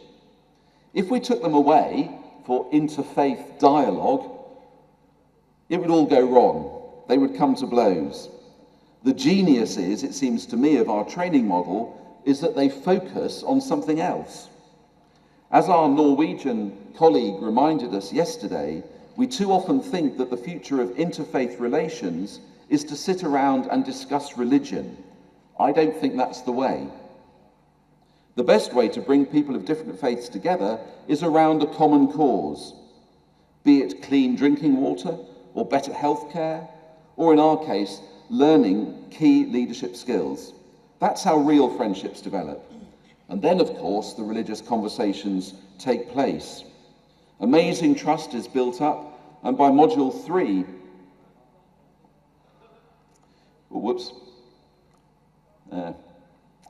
that's some of us on our training programme. By module 3, real love and respect has developed, and real relationships have been forged across divides. Our alumni programme has been going very well indeed, and these close friendships have developed, and they've also started appearing together in the media on television news programmes, which is wonderful to see. Our Christian and Jewish and Muslim alumni coming together. Now, for me, it seems something is missing if only one religion is represented. We need all the religions represented together. We are also totally committed to the fact that the faiths remain distinctive. There is no movement towards some kind of understanding that all religions are much the same. They are not. And we encourage to keep the distinctiveness of our faiths. We encourage people to go deeper into their own faiths, rejoice in their own language and narratives, their own symbols and subtleties, their own heroes and heroines, and in those depths discover the common ground that unites us all. With religious leaders who have built up solid relationships across the religions, leading their congregations, the effects are multiplied. They go back to their congregations and they tell them that they have friends in other faiths. And we're now wanting to expand this program to include young leaders and women leaders. Where are your women leaders? I'm always very doubtful about anything where women are not equally represented across the decision-making process. And these 3 modules, these 3 ways of improving religious literacy, I believe, an International Religion Media Centre, religious literacy training for organisations, which we're doing with Ernst & Young, and our leadership training skills, I believe, can do a great job together. And they all come together under the umbrella project of Coexist House. We have combined with the City of London Corporation, the Victoria and Albert Museum, the Inner Temple, and the Coexist Foundation, and we are going to create a London centre called Coexist House. This will be a global centre to be based in London, and it'll transform the way religion is understood. It'll talk about the practices and perspectives of the world's religions, and in so doing, Coexist House will promote better, more peaceful relationships across the UK and the world. It'll provide a wide range of activities, which will include events, lectures, debates, artistic programming, conferences, and arts programming, performances, exhibitions, and a religious literacy training program for all, and we are looking for partners around the world to help us with this project. Please do talk to me afterwards. So, in conclusion, I believe there is a bright future for our young people, but it is going to take work by us, especially in the West, and work by you to meet us, to prevent this collision. Remember, the future of faiths is not to pretend that we are all the same. Rather, we need to concentrate on our common ground with other faiths while going deeper into our own, and to find in those depths the uniting principle that is the Almighty Creator of us all, at the very heart of the universe, the love of God. And all of us who follow in the tradition of Abraham, Christians, Jews, Muslims, and other faiths, inherit the same fundamental truth. God made us all the same, granted to us all an irreducible, unerasable, non-negotiable dignity. Perhaps if we practiced what we preached and treated one another accordingly, we might begin to look less like the problem and more like the answer. And maybe we need to reframe our faith, our own faith, to accommodate diversity. For now, let's give up on our religion's exclusive claims. They're just not helpful and create too many problems at this time in human history. It's not about who is right and who is wrong. I might be right, you might be right. That is not our issue right now. Maybe in God's hugeness, we might all be right. But what is important is that as people of peace, we need to get together over the common cause of ending this plague of religiously motivated violence. We are not all going to come together and all join in one religious belief system. This just isn't going to happen anytime soon. I simply no longer believe in the exclusive claims of Christianity or of any religion. Nor would I want to persuade people of other faiths to become Christians. I want you to be great Muslims, Hindus, Buddhists, Jews, and to shout your loving and peaceful views from the rooftops rather than hide them away for fear of reprisal. I believe firmly that God has given us all these rich traditions as challenges and opportunities, and it is in this variety that I believe we find out the true nature of God. Then maybe religion, through increased religious literacy, can be transformed from the liability it so often is to the asset it has the potential to be, and lead us all to a sustainable and peaceful world. Amen. Thank you. Thank you very much, Mr. Michael Paul Walkin. And we were listening different aspects of coexistence. And this is the main theme of this conference. And we are here to get this object of coexistence. The multicultural people, multi-ethnic people are here, and for this purpose, that we want to have a coexistence environment in our religion, in our society. Now the presentation ends, and now our panel will come and comment on the presentations of the session. And first panelist, I will call President Jamiatul Ulama Transvaal, South Africa, Sheikh Ibrahim Bham. التمس في خدمة الشيخ إبراهيم بام. السلام عليكم ورحمة الله وبركاته. نحمده ونصلي ونسلم على رسوله الكريم، أما بعد. أعوذ بالله من الشيطان الرجيم. بسم الله الرحمن الرحيم. لا ينهاكم الله عن الذين لم يقاتلوكم في الدين ولم يخرجوكم من دياركم أن تبروهم وتقسطوا إليهم صدق الله العظيم. Respected co-panelists and distinguished guests,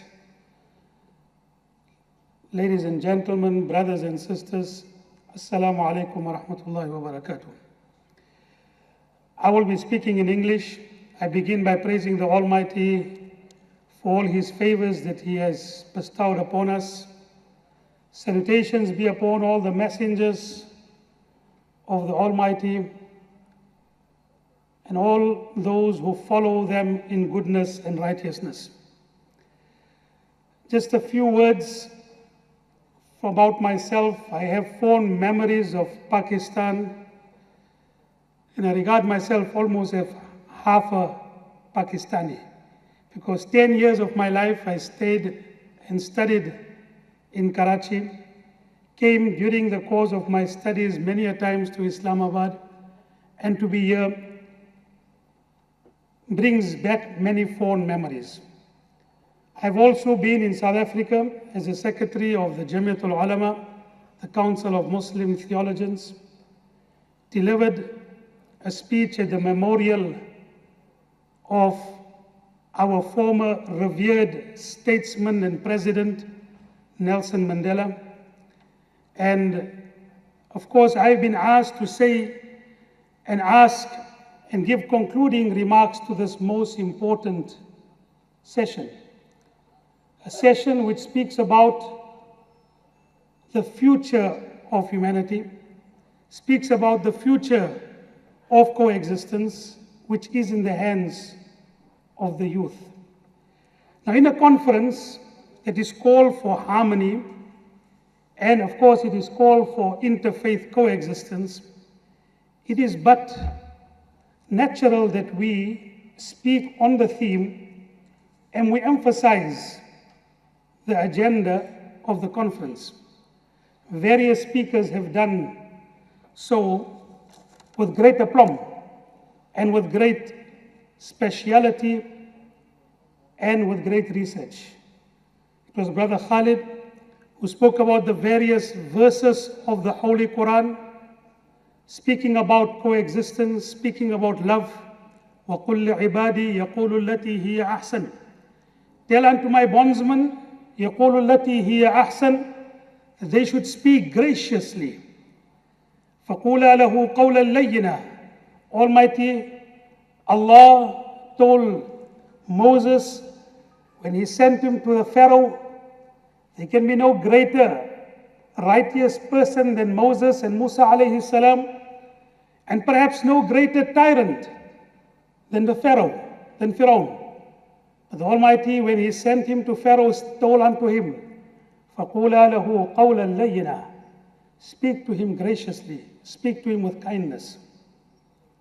The verse in the Holy Quran in the 28th chapter is worthy of us being reminded about the theme of the conference.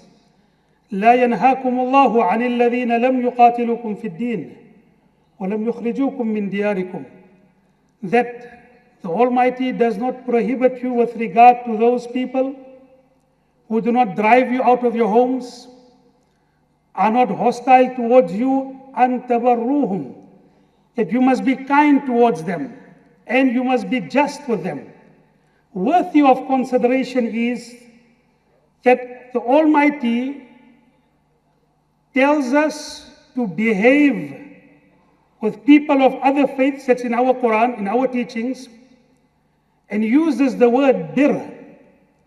Now, anyone who is conversant with the Quran and Hadith would know that the word bir is associated with the highest form of kindness. In Hadith terminology, we use the word term birrul walidain, kindness to parents. The very same exact words have been used in the Quran to refer to our kindness to people of other faiths. The exact words which Almighty speaks about kindness to parents, kindness to people of other faiths. However, while all of that is true, I think we also, when addressing a session like this and a conference like this, it is so important for us to ask many important questions. And sometimes these questions are so important, sometimes might be regarded as controversial, searing questions. But if we are not going to ask those questions, if we're going to ignore those questions, brush aside those questions, we are not going to come to the core of the problem. I sometimes worry, and let me share that worry with people of my panel, people who are distinguished guests and other scholars, that are we speaking different discourses? Do we have different discourses in conventions and conferences like these? Is there a different discourse in the powerhouses of the world where decisions are made, and those are made with different agendas and motives? Is there a different discourse there? Is there a different discourse in conventions speaking about interfaith harmony and peace? And is there a different discourse and a different topic and a different understanding on the ground with the consequences of the decisions made in the powerhouses of the world are played out? So is there a different, I'm asking this question, is there a different discourse in conferences based on peace, harmony? And is there a different discourse where decisions are made for various motives and agendas? Is there a different discourse on the ground, on the streets of Gaza, for example, where the consequences of decisions made are felt? So I think that is very important for us to ask those questions. And of course, as someone who is providing concluding remarks, I think it's important for us to bring this. The second point that I would like to ask of is a question, again, searing question, might be regarded as provocative, might be regarded as controversial, but without asking these questions, how do we get to the bottom? Because surely there is a dichotomy of what we are speaking here and a dichotomy of what is happening in the broad world outside. One of the things is, for this session, interfaith harmony. How can interfaith harmony be brought about by the future generation, the youth? Now, we know that youth are idealistic. They love idealism. And let me just, keeping in mind that I studied in Pakistan, so let me just shift a little while to Urdu. नौजवान बाद औकात तसव्वुरात पसंद, वो idealistic होते हैं और वो चीज़ों को सियाह और सफ़ेद में देखते हैं। दोगले पसंदी से वो चिढ़ते हैं, उसको पसंद नहीं है। Young people are idealistic. They many a times look at things in black and white. They many a times don't like munafiqat. They don't like hypocrisy. They don't like double standards. Youth today, out there in the broad world, are confused. And what is a confusion? I have come from a country where I've interacted with youth, and I've seen them becoming confused and going in different paths. And they learn about the values of truth, honesty, justice, fair dealing, and then they get demoralized and disillusioned when they see their role models. They see leaders not living up to the standards and norms they are asked to live by. Let me repeat that. Youth get confused. They learn about the values of truth, honesty, fair dealing, and then they get demoralized and disillusioned when they see the elders, the role models, the leaders not living up to the standards they are asked to live by. And of course, I don't need to go into that. Young people want to see quick results and not conventions that seem to perpetuate certain status quo, which see them always remain on the sidelines and being oppressed. So sometimes you have double standards in preaching democracy while propping up autocratic regimes elsewhere, claiming a culture of human rights while trampling on liberties in other parts of the world. So that also needs to be questioned. What are we telling our youth? We're telling them to live by a standard that we are not applying in our world. We're telling them to live for truth, honesty, and justice, which the leaders are not doing. And then we expect them not to veer in different directions. Is that possible? So the second question. The third question I'm going to ask, and during the course of the talks, I also noticed that Christina Soon Young also referred to this. The aspect of multiculturalism, pluralism, and multi-ethnicity is something that all of us, we agree with. The Quran tells us, وَلَوْ شَاءَ رَبُّكَ لَجَعَلَ النَّاسَ أُمَّةً وَاحِدَةً. If Allah wanted, Almighty would have created the entire humanity in one basic idea, one basic faith group, and one basic thought. The Almighty didn't do so. It is not the design, or it is not the way Almighty has created the world. Therefore, la ikraha fi din. There is no compulsion in religious beliefs. That is what we believe in. But bear in mind, again, the question, and I think the very respected Christina Soon Young in a beautiful presentation made mention, fear of losing religious identity leads to fundamentalism and extremism. The fear of losing your religious identity leads to extremism. So what happens to a young person living in a multicultural, multi-pluralistic society when he hears his leader speaking and saying, multiculturalism has failed us? And this was by one of the leaders of one of the leading nations in the world. When he said, multiculturalism has failed us. What happens to the youth when he gets to hear these type of things? Keeping in mind the very basic principle which has been so beautifully articulated. So yes, we do believe in that. We do believe, وَمِنْ آيَاتِ خَلْقُ السَّمَاوَاتِ وَالْأَرْضِ وَاخْتِلَافُ أَلْسِنَتِكُمْ وَأَلْوَانِكُمْ. Among the sign of Almighty Allah subhanahu wa ta'ala is the creation of the heavens and earth in different languages and different colors.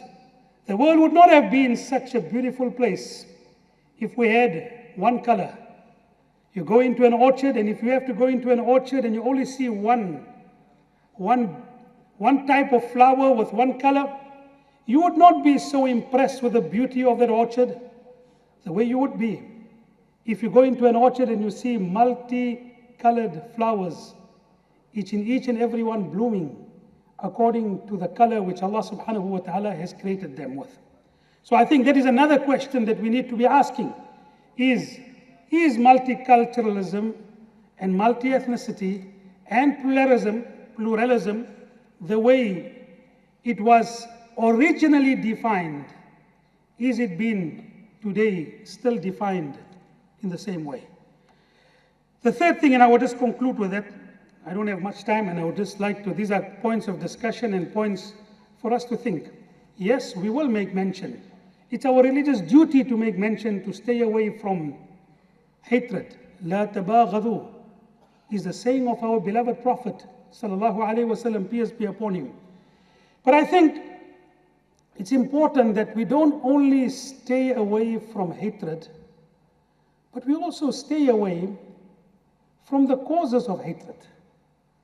हमें ना सिर्फ नफरत को मिटाना है, नफरत के असबाब को भी निशानदेही करते हुए उसके खात्मा हमें करना है. Without removing the causes of hatred, it will be wishful thinking for us to remove hatred. It is like a swamp, and a swamp is always going to attract mosquitoes. Now you can go and do whatever you want to do with regard to trying to stay away and keep away the mosquitoes. A rather better way of keeping the mosquitoes away is to remove the swamp which attracts mosquitoes. Remove the causes of hatred so that we can remove hatred. And I think that is also another great responsibility if we want to. I do not know whether I should be given an example with regard to it, but I think when we do speak about these aspects, it's so important for us to have an overall view, to be able to get to the bottom of what we are trying to achieve. I am the one who will stand and say, this is my objective. I want a peaceful coexistence. I want interfaith harmony. I want peace in the world. It is something that I'm prepared to give my life for, something that I would like to be able to stand by and say, this is a principle by which I live. But you also need to be holistic in trying to get to the bottom of what you want to achieve. Without it, you will not be able to do so. There was a talk that was given by someone from the United Kingdom, previously a BBC journalist, was taken in Afghanistan in captivity, went back to United Kingdom. Yvonne Ridley became a Muslim. And of course, she has become very critical with regard to foreign policy of the world leading nations. So in a talk in New Zealand, just recently, she spoke about the aspect of suicide bombing, which we all condemn. I will condemn it because against my religion. We are on record in our organization to condemn what has happened in various parts of the world, whether it be in Paris or other parts of the world.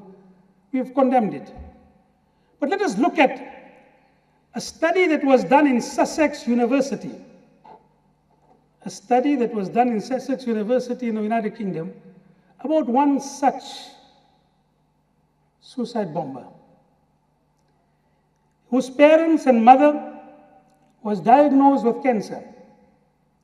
In the early stages of this disease, which was very treatable, had to travel to a nearby hospital to be able to conduct those treatments, was refused by checkpoints. And this young person, in a study, trying to understand why people do what they do, saw his beloved mother withering away from him in front of his eyes because of other people's doings. While we sit in this conference center speaking about peace and removing hatred, I would like to conclude my speech by asking, what do we do if we were faced with a similar situation? Yes, we will adhere to what our Quran and Hadith has said, because that is what we believe in.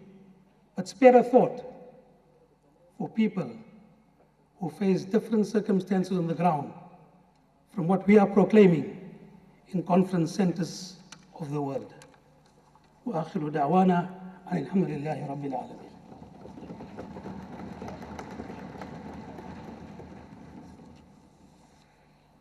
Sheikh Ibrahim Bham, thank you very much for your academic comments and practical comments. And we will, inshallah, look forward for a practical implementation of peaceful coexistence. During his comments, شرفنا بقدوم المأمون دكتور محمد الغامدي. الآن ألتمس في خدمته أن يتفضلوا إلى المنصة ويجلسوا على كرسيه الخاصة. شيخ محمد الغامدي.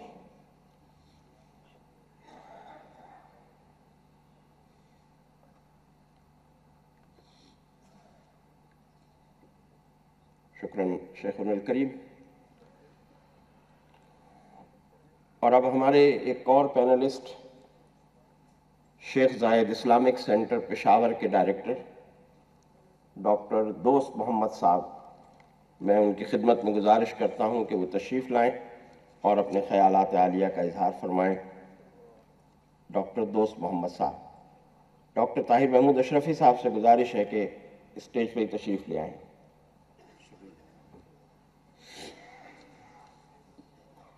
नहमदुहु व नसल्ली अला रसूलिहिल करीम, अम्मा बाद, फ़अऊज़ु बिल्लाहि मिनश शैतानिर रजीम, बिस्मिल्लाहिर रहमानिर रहीम। Honorable distinguished guests coming from far away brethren countries, ख़वातीन व हज़रात, उलमाए किराम, मशाइख़ Izam, I will like to say a few words in English, especially from the guests coming from our brethren countries, from abroad. That is that we Muslim, from the day the Holy Prophet came to the world, believe in a progressive society, and especially in a society which believes in coexistence. Therefore, the Holy Prophet, peace be upon him, in 13 years in Mecca, lived with those people, I think, in which were the cruelest people of the history, Abu Jahl, Abu Lahab, and many others, Uqba bin Abi Mu'ayt. But in spite of that, the Holy Prophet coexisted with them and always taught his companions to be tolerant, to be compassionate with the people living there in Mecca. And even the first martyr of Islam, Hazrat Yasir and his wife, Hazrat Sumayya, when they were killed by Abu Jahl, the Holy Prophet was in position to gather some young men and make a death squad and send to Abu Jahl to kill him. But the Holy Prophet didn't. Why? And astonishingly, the Holy Prophet was very patient and taught his companion to be patient. And after 6 years, Abu Jahl was killed by 2 young boys in Badr. The second example which I would like to give you, that when the son of Abu Jahl, Ikrama, when Makkah was conquered, and the son of Abu Jahl, Ikrama, ran away to Yemen because he was not in position, or he was not willing to accept Islam. But in the same time, when he was reaching there to Yemen, his wife Hakim came to the Holy Prophet Rahmatul lil Alameen and requested to get a letter of peace from the Holy Prophet, peace be upon him. The Holy Prophet gave her a letter of peace, and she went to Yemen also in order to bring her husband. And when Ikrama intended to become a Muslim, to embrace Islam, and was on the way to Medina, the Holy Prophet gathered his companion and told to them, now Ikrama is going to be Muslim. Please don't discuss about his father, his past history in front of him. So this was the teaching of Islam. And Sulh Hudaybiyah, the Accord of Hudaybiyah, I think in the history of humanity, we do not find such a strange but a very comprehensive accord, about which Quran said, Inna fatahna laka fatham mubina, a very open, you see, fath. So here we have listened from the morning of very thought-provoking speeches, especially by Mr. Michael and Dr. Ali Muhammad Azzain and other, our guests from Korea. Really, they have given us food for thought, especially Mr. Michael. he was talking about the need of coexistence and the work he is going to do, and he's built a house for coexistence. Really, it is appreciative, and we appreciate it. And I, by myself, offer to work with you and to cooperate with you, inshallah. And I will preach also your message to our friends. I am still of the belief that Montgomery Watt, a very prominent Orientalist, he wrote many books about Islam. Two books are very mentionable. One is Muhammad at Mecca, and the second is Muhammad at Medina. And the third one is Muhammad, Prophet and Statesman. And one of these books, he says that the Muslim claim and believe that Islam is a super religion of the world. And Muhammad sallallahu alaihi wasallam is the super prophet and leader of the prophets of the world. But I don't know that why non-Muslims are in majority and Muslims are in minority in the world. He has put this question and then he answered it by himself. He says that when Islam have got at that time, at the time of the companions of the Prophet, a very accurate and very hard-working, honest, truthful advocates and lawyers for preaching Islam, Islam spread in the world in only 23 years. But now, I think Islam has stopped to prevail its teachings to the world. Why? He says, Islam haven't any appropriate advocate and lawyer to preach the teachings of Islam. And the teachings of Islam is softness, coexistence, cooperation, humbleness. The Holy Prophet, when came to Mecca, is a conqueror. And many people were of the opinion that now we will take revenge. And one of the companions of the Prophet said, Al-Yawm al-Yawm al-Malhama. Today we will cut the people. But the Holy Prophet took the flag from his hand and said, Al-Yawm al-Yawm al-Marhama. Today is the day of mercy. Therefore he said, all you are free to go to your houses. And even declare the house of his bad enemy, Abu Sufyan, is a house of shelter of peace and house of peace. Now I would like to shift to my brothers and sisters from Pakistan in order to give them a message in my own national language, Urdu. That is, एक ज़माना था कि मुसलमानों से लोग सीखते थे बरसग़ीर पाक व हिंद में इस्लाम कैसे आया, इंडोनेशिया में इस्लाम कैसे पहुंचा, मलेशिया में इस्लाम कैसे गया। ये ऐसी एक खूबसूरत और दिलकश और दिलचस्प कहानी है कि हर साहिब नज़र और साहिब शऊर को मालूम है। मैं चंद साल पहले एक रिसाला पढ़ रहा था कि किम्बलपुर, जिसको आज अटक कहा जाता है, इसमें एक जामे मस्जिद बन रही थी और पाकिस्तान अभी कायम नहीं हुआ था। तो यहाँ के मुसलमानों ने उस जामे मस्जिद के लिए चंदा वगैरह इकट्ठा करके जब खूबसूरत मस्जिद बनाई, तो उस गांव या इलाके में जो हिंदू कम्युनिटी थी, उन्होंने, उनमें से जो अमीर तरीन आदमी था, उसने उस मस्जिद के लिए दरिया खरीद कर आए और कहा इमाम साहब से कि मुझे मालूम नहीं कि आपके अकीदे के मुताबिक ये दरिया मस्जिद में बिछाई जा सकती है कि नहीं, लेकिन मैं चाहता हूं कि इस मस्जिद में ये मेरी खरीदी हुई दरिया भी बिछाएं आप, ताकि मुझे भी कुछ सवाब मिले। ये एक अजीब बात थी। कहते हैं कि इमाम साहब ने वो दरिया, वो सफ़े कबूल कर ली। ये एक कोएग्जिस्टेंस का दौर था।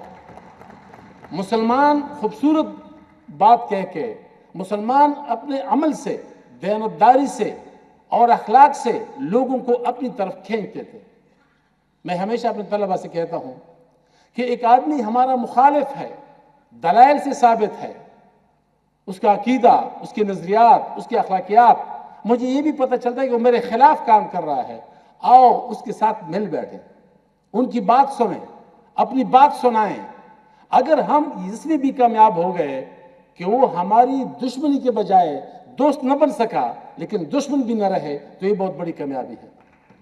اور میں سمجھتا ہوں کہ علامہ اقبال رحمۃ اللہ علیہ نے ایک وقت تھا اس پاکستان میں، ہمارے اس ہندوستان میں، ہند و پاک میں ایک عجیب کیفیت، اور میں ایک استاد کی حیثیت سے اس بات پہ تحقیق کر رہا ہوں کہ وہ کون سا مرحلہ تھا، وہ کون سا نقطہ تھا، وہ کون سا پوائنٹ تھا، وہ کون سا مقام تھا کہ 1000 سال تک ہند و پاک میں جو بہت خوبصورت، یعنی میں سمجھتا ہوں کہ بر صغیر یہ دنیا کی خوبصورت ترین خطوں میں سے ہے، کون سا وہ مرحلہ تھا جس پہ ایک ایسا وقت بھی آیا کہ ہم آپس میں ایک بڑے ملک میں، ایک وسیع علاقے میں رہ نہ سکے. کوئی بات نہیں ہے، نہ رہ سکے، وجوہات پیدا ہوئی، لیکن پھر بہت سارے ملک، کینیڈا اور امریکہ اسی طرح کے تھے، لیکن جناب وہ الگ ہو گئے. کبھی کینیڈا اور امریکہ کے درمیان کوئی ایسی جنگ نہیں ہوئی ہے جس طرح ہمارے ہندوستان اور پاکستان کے درمیان ہوئی. وجوہات کیا ہیں، اس کی کازز کیا ہیں، روٹ کازز کیا ہیں، آج اس محفل میں، اس نشست میں اور اس بہترین انٹرنیشنل کانفرنس میں کہ پاکستان میں یہ اپنی نوعیت کی پہلی کانفرنس ہے، ہمیں سوچ کر جانا ہوگا کہ یہ باتیں تو بہت لمبی چوڑی باتیں ہیں، کوئی بات نہیں ہے، تاریخ بھی پڑھی ہے، لیکن ایک نئی زندگی جو گلوبل ویلیج کی زندگی ہے، جو ایک عالمگیر تہذیب کی زندگی ہے، کیا ہم اس میں اتنا بھی کو ایگزسٹنس نہیں کر سکتے ہیں کہ ہم ان چیزوں میں کم از کم ایک دوسرے کو برداشت کریں جس کو آپ مشترکات کہتے ہیں، کامنلٹیز کہتے ہیں، کامنلٹیز. اور علامہ اقبال رحمۃ اللہ علیہ نے اسی بنا پہ اس دنیا کی اور اس معاشرے کی اور اس ماحول کی بہت خوبصورت ایک وہ خواہش کی تھی کہ کاش وہ زمانہ پھر لوٹ کے آئے. اور یہ ہر صاحب احساس آدمی کی یہ خواہش ہے. میں کبھی کبھی اپنے بچپن کو یاد کرتا ہوں. ہم سب بنیادی طور پر پنڈی لوگ ہیں، دیہات سے تعلق رکھتے ہیں. میں آج بھی مجھے یاد ہے کہ گرمی کے موسم میں ہمارے سب افراد کھیتوں میں باہر چرپائیاں بچھا کے سوتے تھے. آج گھر کے اندر دوسرے مذاہب کے لوگ تو اپنی جگہ، اپنے مذہب کے لوگوں سے، اپنے گاؤں کے لوگوں سے مجھے خوف ہے. اپنے گھر کے اندر میں گرمی کے موسم بھی کمرے کے اندر سونا چاہتا ہوں تاکہ میں محفوظ رہوں. اور آج جتنے بھی ہمارے متمول لوگ ہیں انہوں نے اپنے گھروں کے باہر چوکیدار کھڑے کیے ہیں. کیوں خطرات ہیں؟ اس لیے وہ کہا جاتا ہے کہ سپیرے نے سانپ کو قید کر لیا، کیونکہ انسان کو ڈسنے کے لیے انسان ہی کافی ہے. اسی بنا پہ آج یہ خطرہ ہے ہمیں کہ انسان سے انسان کو خطرہ ہے. اور میں کہتا ہوں کہ یہ جو میرے گھر کا چوکیدار ہے، وقت ایسا آیا ہے کہ یہ گھر کا چوکیدار ڈاکو سے کہے گا کہ فلان ٹائم پہ آؤ، صاحب گھر میں نہیں ہے، اس گھر کو لوٹ لو. یہ کیوں؟ ایجوکیشن، تعلیم. آج ہمیں اپنے نصاب پہ دوبارہ نظر ڈالنی ہوگی. وہ مدارس کے ہیں یا جامعات کے ہیں، یونیورسٹیوں کے ہیں، کہ آخر یہ کیوں مجھ میں یہ وہ چیز پیدا نہیں ہو رہی ہے کہ میں کسی آدمی کو برداشت کر سکوں اور اس کے ساتھ بات کر سکوں. اور اسی بنا پہ علامہ اقبال نے بہت خوبصورت تاریخ انسانی کے ایک لمحے کو آواز دیتے ہوئے کہا تھا، اے ہمالا داستاں اس وقت کی کوئی سنا. ایک نظریہ یہ ہے کہ ہمالا کے ساتھ یہ آدم علیہ السلام اترے تھے، ہمالا کے یہ پہاڑی سلسلے میں، اس لیے فرمایا اے ہمالا داستاں اس وقت کی کوئی سنا، مسکن آبائے انسان جب بنا دامن تیرا. یعنی حضرت آدم علیہ السلام جب یہ اترے، کچھ سنا وہ سیدھی سادی زندگی کا ماجرا، کچھ سنا وہ سیدھی سادی زندگی کا ماجرا، غازہ رنگے تکلف جس کے چہرہ پر نہ تھا. یہ تکلفات جو ہم نے بنائے، جو غازے ہم نے اپنے چہروں پہ مل دیے ہیں اور اصل چہرہ پہچانا نہیں جاتا، تو اقبال اس سے تنگ آیا تھا. اس لیے فرمایا کہ اس سیدھی سادی زندگی کا ماجرا سنا دے، کوئی وہ کہانی دوبارہ سنا دے کہ یہ تکلفات، یہ تفرقے، یہ نفرتیں، یہ تعصبات اور یہ کینے اور یہ کدورتیں، یہ انتقام یہ نہیں ہوتے تھے. ہاں دکھا دے اے تصور، ہاں دکھا دے اے تصور، پھر وہ صبح و شام تو وہ دوبارہ کبھی وہ صبح و شام آئیں گی کہ نہیں. ہاں دکھا دے اے تصور، پھر وہ صبح و شام تو پیچھے کی طرف دوڑ ایک گردش ایام تو. اور اسلامی تاریخ سے اتنے واقعات ہیں کہ یقین جانیے کہ صبح سے شام تک جتنے بھی ہمارے سپیکرز تھے، کل سے ہم لگے ہیں، جب بھی یعنی مسلم سپیکر آیا ہے انہوں نے قرآن و حدیث سے وہ آیت ہے، وہ حدیث مبارکہ پیش کی ہے کہ جو انسان کو انسان کی تکریم کے بارے میں ہمیشہ ایک دو واقعات پیش کرتا ہوں. ایک غزوہ کے دوران ایک یہودی خاتون قید ہوئی اور ان کو جو آدمی لا رہا تھا تو خاتون کی سر سے چادر ڈھلک گئی. تو نبی صلی اللہ علیہ وسلم فرمایا کہ چادر سر پہ ڈال دو. اس آدمی نے اشارہ کیا کہ یہ تو یہودی خاتون ہے. تو انہوں نے کہا کہ میری بیٹی ہے, چادر سر پہ ڈال دے. قیدیوں کے ساتھ جو سلوک ہوا ہے, قیدیوں کے ساتھ جو سلوک ہوا ہے پوری دنیا کو معلوم ہے. قیدیوں کے قوانین جو آئے ہیں, آج دل آزاری سے اجتناب, کسی انسان کی دل آزاری سے اجتناب, یہ میں سمجھتا ہوں کہ اگر ہم یہ اپنا ارادہ کر لیں کہ میں کسی انسان کو کیوں, یعنی ایسے الفاظ سے جو قرآن نے منع کیا, اللہ نے منع کیے ہیں. اور پھر دوسری بات کہ بہت آسان سادہ سی بات کہ اگر مجھے اپنا احترام عزیز ہے, قرآن نے ہمیں جو اصول دیا ہے کہ آپ کسی کے باطل معبود کو بھی برا نہ کہیں, کیونکہ اس کے جواب میں جو آپ کو بات پڑے گی, آپ کے حق معبود جو آپ کا ایمان ہے, یقین ہے, گویا یہ آپ نے بات کے حلوا دی. تو لہٰذا کسی بھی انسان کے ساتھ بغیر عقیدے کے افتراق کے انسانی بنیادوں پہ جب ہم بات کریں گے تو انشاءاللہ اس کے بہت بڑے فائدے ہوں گے کہ انسانی بنیادوں پہ. اور آپ تصور کیجئے کہ نبی صلی اللہ علیہ وسلم, یہ ایک واقعے کی طرف اشارہ کرتے ہوئے اپنے اختتام کی طرف جا رہا ہوں, کہ نبی صلی اللہ علیہ وسلم جو گستاخ رسول, اور ہمارے ہاں جو اکثر اس قسم کے مسئلے پیدا ہوتے ہیں, اور کل ہمارے ایک مسیحی بھائی نے یہاں پہ اس پوائنٹ کو اٹھایا. عبداللہ بن ابی بن سلول, قرآن نے اس کی بات کو درج کیا ہے کہ جب غزوے سے واپس آ رہے تھے, غزوہ بنی مستلق سے, تو انہوں نے کہا کہ ہم مدینہ سے, ہم عزت مند لوگ, یعنی اپنے آپ کو عزت مند کہا, ہم عزت مند لوگ ذلیل لوگوں کو مدینہ سے نکال دیں گے. نعوذ باللہ من ذالک. نبی صلی اللہ علیہ وسلم کے لیے, صحابہ کے لیے کیا لفظ استعمال ہوا؟ یہ لفظ کوئی تصور کر سکتا ہے؟ کوئی مسلمان, کوئی انسان تصور کر سکتا ہے؟ نہیں. لیکن آپ جانتے ہیں کہ عبداللہ بن ابی کو نبی صلی اللہ علیہ وسلم نے قتل نہیں کیا. کیوں قتل نہیں کیا؟ کن حالات میں؟ آپ جانتے ہیں کہ عبداللہ بن ابی, عبداللہ بن عبداللہ یعنی عبداللہ بن ابی کا بیٹا عبداللہ رضی اللہ تعالیٰ عنہ جو مسلمان تھا, انہوں نے کہا یا رسول اللہ, مدینہ المنورہ کی بالکل دخول پہ کھڑا ہو گیا جہاں داخل ہوتے تھے لوگ, کہتا ہے یہ میرا باپ داخل نہیں ہو سکے گا جب تک آپ اجازت نہیں دیں گے. تلوار لے کے کھڑا ہو گیا. نبی صلی اللہ علیہ وسلم کیا فرماتے ہیں؟ ان کو آنے دو. نبی صلی اللہ علیہ وسلم نے اس شخص کو آنے دیا. کوئی ایگزسٹنس کی بات کر رہا ہوں. اور پھر جب یہ شخص مر گیا, عبداللہ بن ابی, عبداللہ بن عبداللہ رضی اللہ تعالی عنہ دوبارہ آئے, کہتے یا رسول اللہ میری خواہش ہے کہ آپ کا جبہ مبارک مجھے آپ دے دیں تاکہ میں ان کو کفن پہنا دوں. آپ نے ان کی خواہش پوری کی. پھر فرمایا میری خواہش ہے کہ آپ ان کے جنازہ بھی پڑھائیں. نبی صلی اللہ علیہ وسلم کے جنازہ بھی پڑھایا. یہ الگ بات ہے, وہ الگ مسئلہ ہے, فقہی مسائل.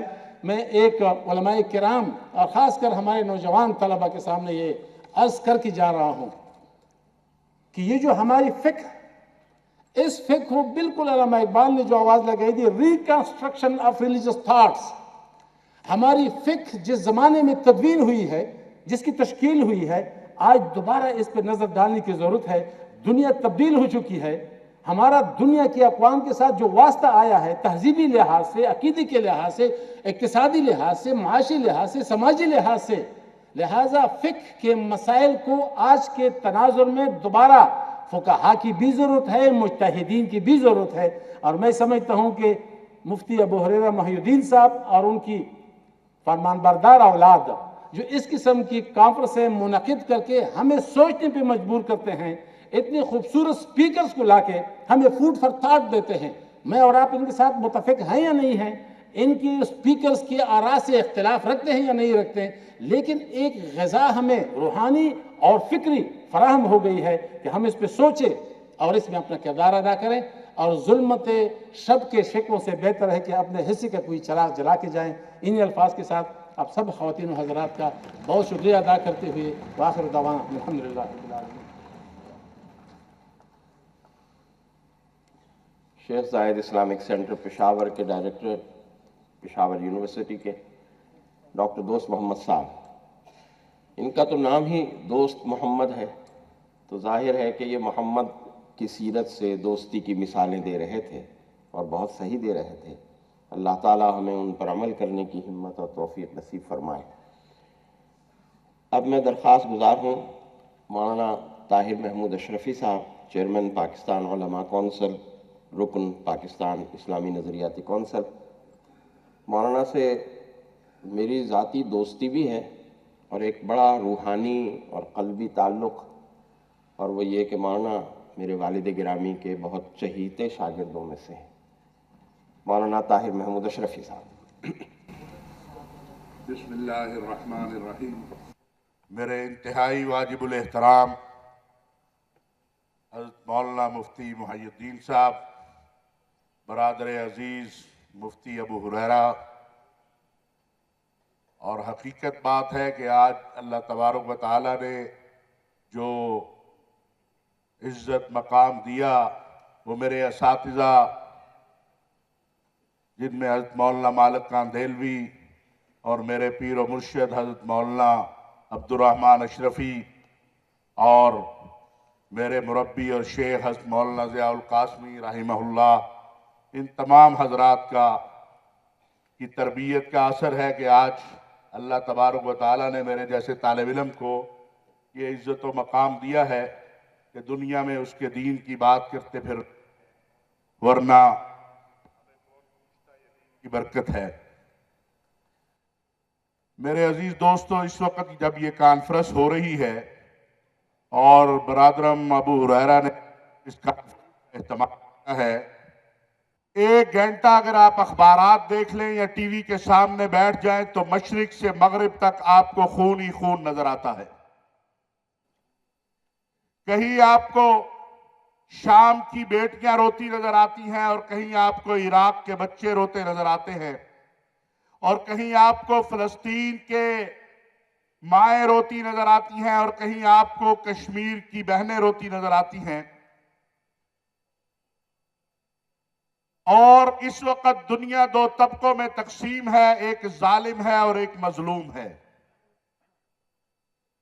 کیونکہ جب سے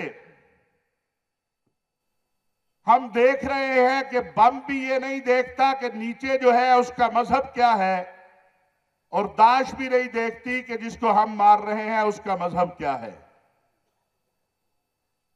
لہذا دونوں اگر ہم دیکھیں تو 2 حصوں میں دنیا تقسیم ہوتی چلی جا رہی ہے، ایک ظالم ہے اور ایک مظلوم ہے.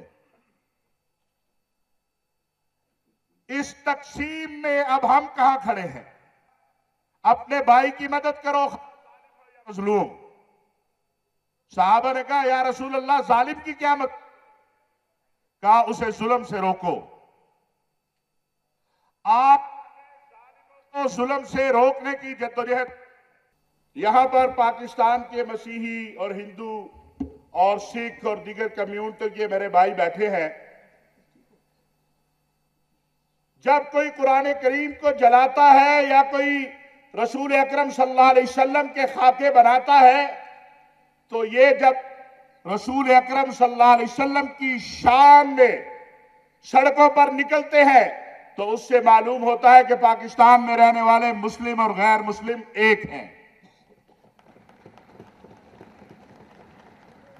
اور جب کوئی ان کی طرف بڑھتا ہے، میں آج سے 3 سال پہلے کی بات نہیں کرتا ہوں، لیکن آج یہ دعوے کے ساتھ کہہ سکتا ہوں کہ اب جب کوئی ان کی طرف بڑھتا ہے تو مسلمان آگے کھڑے ہوتے ہیں. پہلے گرجا ہو، ہندوؤں کی عبادت گاہ ہو، مسیحیوں کی عبادت گاہ ہو یا ان کی کالونیاں ہوں، وہ جل جاتی تھی تو مسلمان پہنچتے تھے. اب جلانے والوں کو روکنے کے لیے مسلمان پہنچتے ہیں. جہاں تک ناموس رسالت کے قانون کی بات ہے تو یہ جتنے میرے بھائی یہاں بیٹھے ہیں، ہم نے 13 مارچ 2013 کو لاہور میں ایک کانفرنس کی تھی اور پاکستان کی مسلم اور غیر مسلم لیڈرشپ کو پاکستان علماء کونسل کے بینر کے نیچے جمع کیا تھا اور یہ طے ہو گیا تھا کہ پاکستان میں ناموس رسالت کا قانون باقی رہنا چاہیے، لیکن اس کا غلط استعمال بند ہونا چاہیے۔ میرے نزدیک رسول اکرم صلی اللہ علیہ وسلم کی شان میں وہ سب سے بڑی گستاخی ہے کہ جب رسول اکرم صلی اللہ علیہ وسلم کی گستاخی کا نام لے کر زمینوں پہ قبضے کیے جاتے ہیں، کالونیوں کو جلایا جاتا ہے، کاروباروں پہ قبضے ہوتے ہیں۔ اس سے بڑی گستاخی نہیں ہو سکتی ہے۔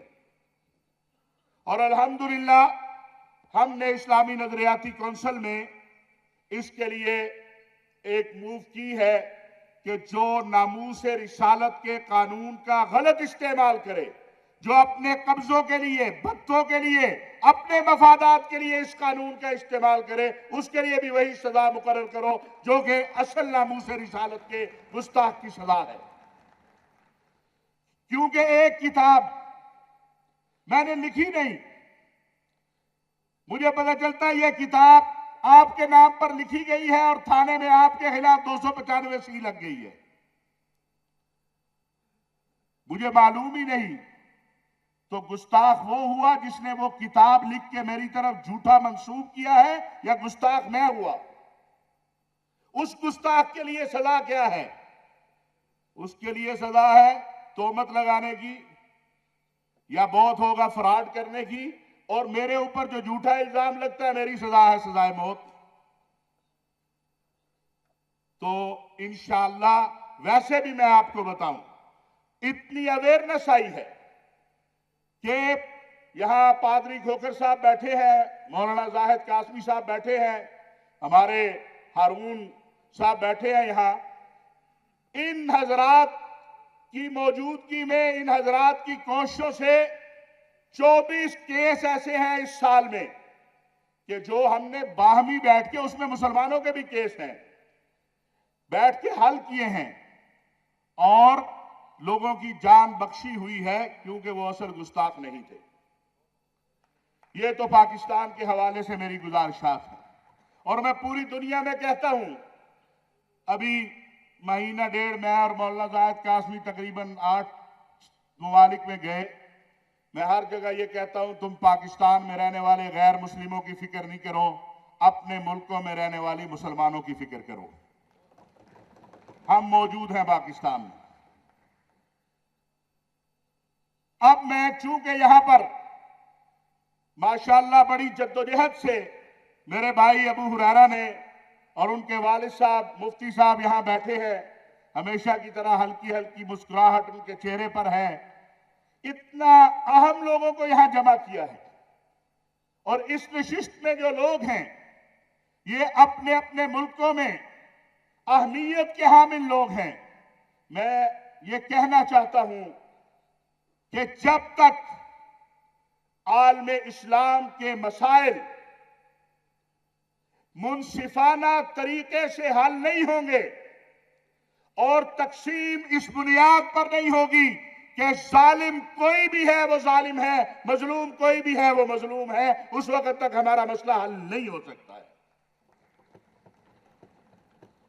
رمضان المبارک میں جب اسرائیل بمباری کر رہا تھا، اس وقت فلسطین کے مسیحیوں نے اپنی عبادت گاہوں کے دروازے کھولے اور مسلمانوں کو کہا کہ ہمارے ہاں آپ رہیں، روزہ بھی رکھیں، افطار بھی کریں۔ میں ان مسیحیوں کو سلام پیش کرتا ہوں۔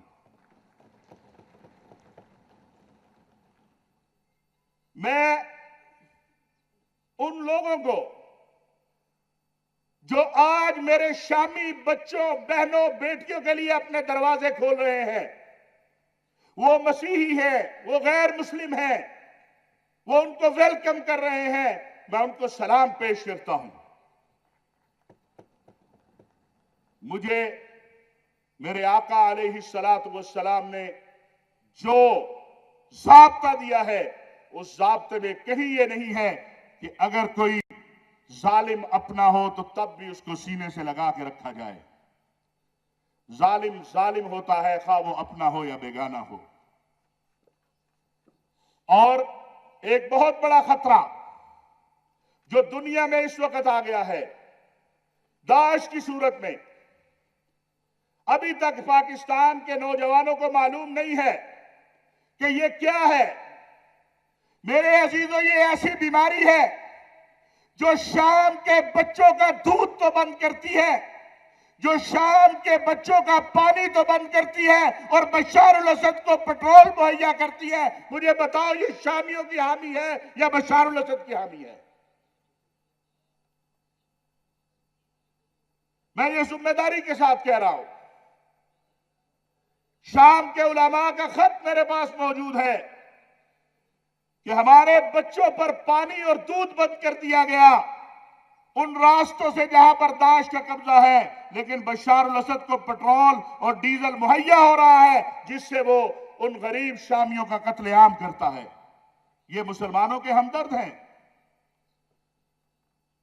क्या जब मूसल के अंदर दाश ने कब्जा किया तो सुन्नियों का जिस तरह कत्लेआम हुआ, मसीहियों का जिस तरह कत्लेआम हुआ और यजीदी कबीले का जिस तरह कत्लेआम हुआ और जिस तरह बच्चियों को उठाकर, मुसलमान बच्चियों को उठाकर ले जाते हैं और अपनी कैद में रखते हैं और फिर उनसे पैसे वसूल करके उनको रिहाई देते हैं, ये मुसलमानों के नुमाइंदे हैं। वल्लाह मोहम्मद अरबी सल्लल्लाहु अलैहि वसल्लम का दीन इन जालिमों से बरी है। मोहम्मद अरबी सल्लल्लाहु अलैहि वसल्लम के दीन का ऐसे जालिमों से कोई ताल्लुक नहीं है। आज जब वियना के अंदर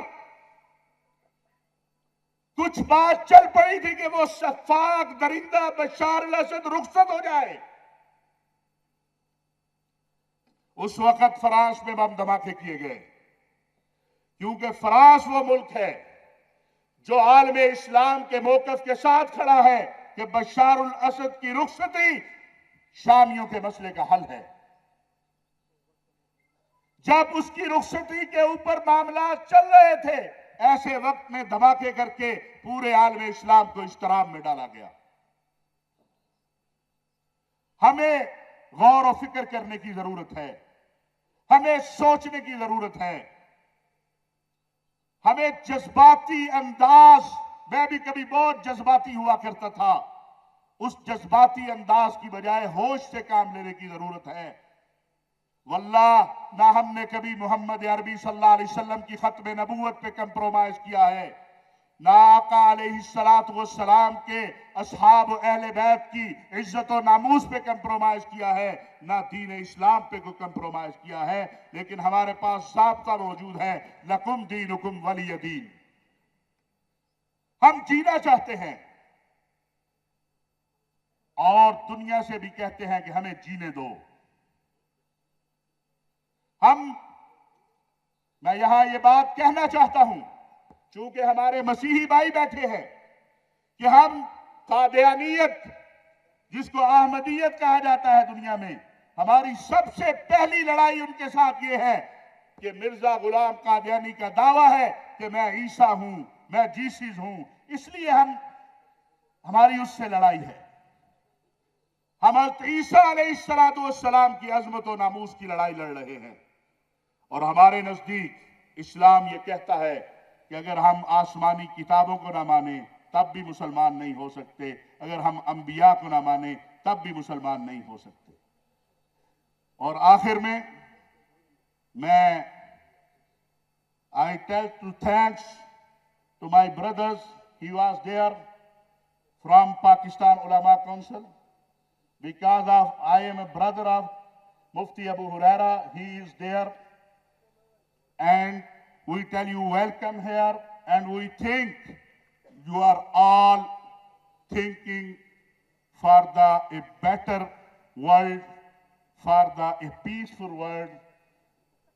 كما أنا أقول لك أشكركم على إخواننا الذي موجودين هنا، وخصوصا أنا أشكر الإخوان الذي موجود من قطر هنا، لأنه في هذا الوقت موقف الحكومة القطرية في الحقيقة موقف الملة الإسلامية على قضايا الأمة الإسلامية. اور میں آپ تمام حضرات کا، اگر کوئی میری بات بری لگی ہو تو میں उस पर आप तमाम हजरात से माजरत चाहता हूँ। हमारे एहसान भाई भी कराची वाले यहाँ बैठे हैं और बाकी दोस्त भी, लेकिन हकायक यही है मेरे दोस्तों, हकीकत कुछ तल्ख होती है। इस काम को जो मुफ्ती अबू हुरैरा ने शुरू किया है, इस काम को जारी रखने की जरूरत है। मुझे सफर पे जाना है, वरना मैं रात शरीक होता, लेकिन मैं उम्मीद करता हूं कि इंशाअल्लाह इस कॉन्फ्रेंस का एलामिया जो आज रात आएगा उसमें मुस्तकबिल की अच्छी नुवीद होगी, मुस्तकबिल की खूबसूरत नुवीद होगी, एक उम्मीद की किरण होगी कि आओ सब मजलूमों मुत्तहद हो जाओ जालिमों के खिलाफ, क्योंकि अब दुनिया में दो ही तबके हैं, एक जालिम है और एक मजलूम। और मैं समझता हूं कि आज मुफ्ती मुहय्यिद्दीन साहब के लिए काबिल फख्र दिन है कि जब पूरी दुनिया से यहाँ पर मजलूमों के नुमाइंदों को जमा किया गया है जालिमों के खिलाफ, और बरादर अजीज मौलाना जाहिद कासमी, मुफ्ती अबू हुरैरा, उनके तमाम भाई और मेरे शेख हज़रत मौलाना मालिक कांदेलवी राहिमहुल्लाह के जानशीन जो हमेशा मेरे ऊपर शफकत करते हैं, मोहब्बत करते हैं, और इनकी मौलाना डॉक्टर साद सिद्दीकी साहब, मैं आप तमाम हजरात का, अपने मेहमानों का ममनून हूँ। बहुत शुक्रिया। अस्सलामु अलैकुम वरहमतुल्लाहि वबरकातुहू। हम सब बेहद शुक्रगुजार हैं मौलाना ताहिर महमूद अशरफी साहब के कि उन्होंने अपनी मसरूफियात के बावजूद हमारे लिए वक्त निकाला, तशरीफ़ लाए, और बिल्कुल सही उनकी उम्मीद है कि आज के एलामिये से उम्मीद की किरण नहीं, इंशाअल्लाह उम्मीद का सूरज तुलू होगा।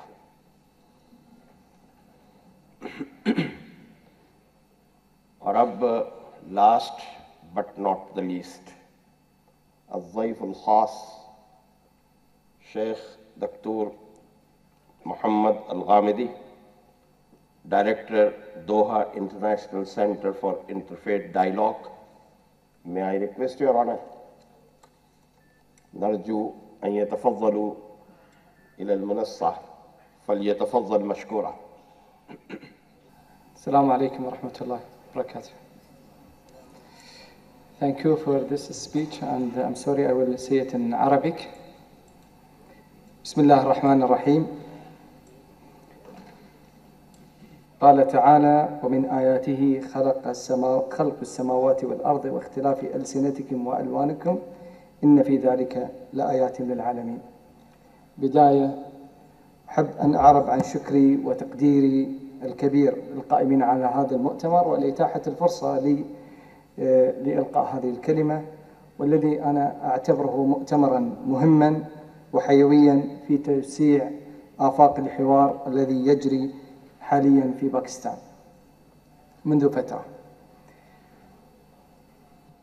كم نحتاج إلى ثقافة الحوار وقبول الآخر والتعايش السلمي بين مختلف أتباع الديانات، وذلك لا يتحقق إلا من خلال الفهم الأفضل والتركيز على جوانب الاتفاق وليس الاختلاف، وفتح هذا المجال وتسليط الضوء عليه والبدء في حوار جاد.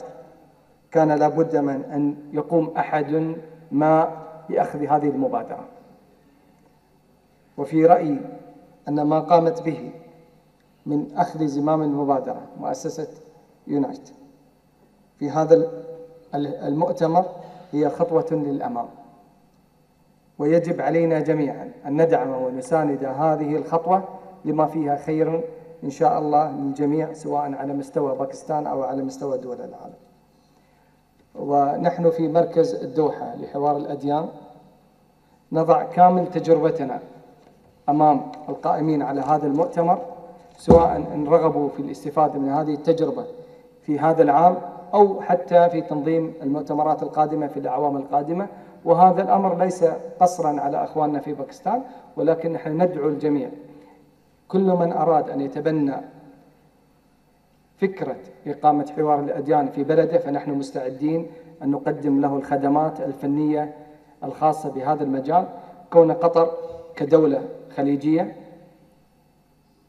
قد لا تكون هي في أمس الحاجة لمثل هذا الحوار، ولكنها منذ عام 2003 بدأت في إجراء هذا الحوار، ونتج عنه 13 مؤتمرا للحوار في قطر، وصدر 13 كتابا وغيره من المؤلفات التي تعنى بالحوار. ولا شك أن هذه المبادرة التي قامت بها دولة قطر هي كانت إيمانا منها بأن الحوار وتبادل الآراء مع الديانات الأخرى أمر هام وحيوي ورئيسي.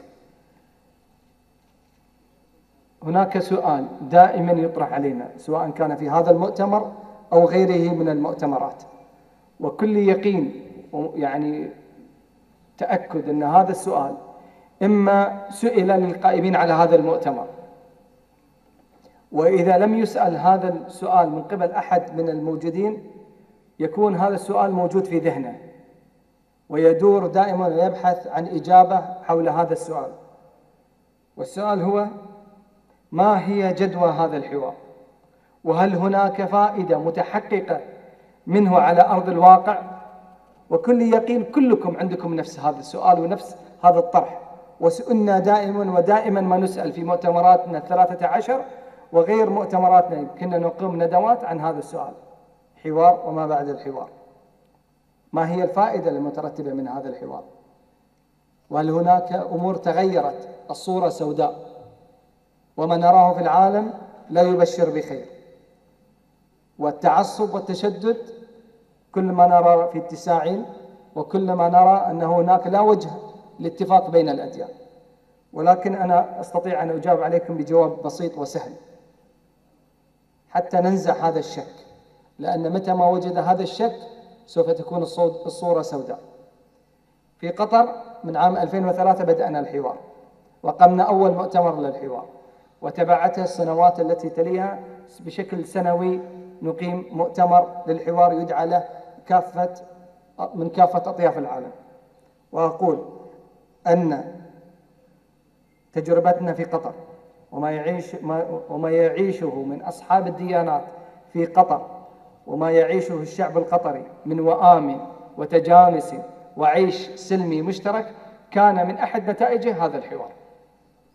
لذلك هناك تجربة عملية، ولكن للأسف قوم نستعجل، نريد نتائج سريعة وفورية. نحن نقيم اليوم مؤتمر حوار في باكستان، اليوم نقيم الحوار، نريد اليوم أو غدا نتائج هذا الحوار، نريد أن نخرج إلى الشارع ونرى الناس في اتفاق ووئام، وكأن رواسب سنوات من الخلاف والتعصب والتشدد مؤتمر واحد فقط يزيل هذه الرواسب التي كانت هي نتاج لسنوات من اختلاف وجهات النظر وعدم فهم الآخر. لذلك أنا أؤكد أن نجاح هذا المؤتمر لن يكون مسؤوليته فقط على الجهة المنظمة. كل من موجود في هذا القاعة يتحمل مسؤولية نجاح هذا المؤتمر، وإذا لم ينجح فهذا فشل لنا وليس فشل لهم، لأنهم هيئوا البيئة وهيئوا المكان وهيئوا الجو الذي نجلس ونتناقش ونتحاور فيه. إذا لم نعرف أن نتحاور، إذا لم نعرف نحن أن كيف نتناقش فيما بيننا، فلا نلوم عموم الناس ولا نلوم من هم موجودين في الشارع أنهم ليسوا على قدرة على الحوار فيما بينهم. إذا قادات العمل الخيري أو العمل الإسلامي أو العمل الدعوي أو قيادات العمل الديني لا يستطيعون أن يتحاوروا فيما بينهم وأن يصلوا إلى نتائج يبنوا عليها عمل مشترك، فلا أعتقد أن الآخرين قادرين. لذلك هذه الممارسة، ثقافة الحوار، إذا لم تصبح نمطا في حياتنا وممارسة يومية ونتقبلها ونعتقد بها، لا نمارسها فقط اليوم داخل هذه القبة، وعندما نذهب إلى السوق أو الشارع أو أماكن العمل ننسى هذه الثقافة ونرجع لما تربينا عليه وتعودناه، نمارس العنصرية، نمارس التعصب بأشكال مختلفة، وهذه هي أول أسباب الفشل. لذلك أنا أعتقد أن دورنا كبير وهام، ولا أعتقد أن المؤتمر الأول أو الثاني أو الثالث سوف يكون هناك مخرجات كبيرة وواضحة، ولذلك يحتاج مواصلة واستمرار هذا الجهد، وحتى تصبح هذه الممارسة تطبيق فعلي في حياتنا ويصبح جزء من المفهوم، ويتربى أبنائنا على ثقافة الحوار وقبول الآخر. وأنا لا أتكلم باسم المسلمين فقط، إنما أقول أن هذه الثقافة لابد أن تمارس من جميع أصحاب الديانات. وأتمنى إن شاء الله أن نوفق في أعمال هذا المؤتمر وأن نشهد نتائج إن شاء الله تخدم جميع أبناء الديانات المختلفة وأتباعهم، وأن يعيش العالم كله في سلم وعيش مشترك بإذن الله. وشكرا جزيلا.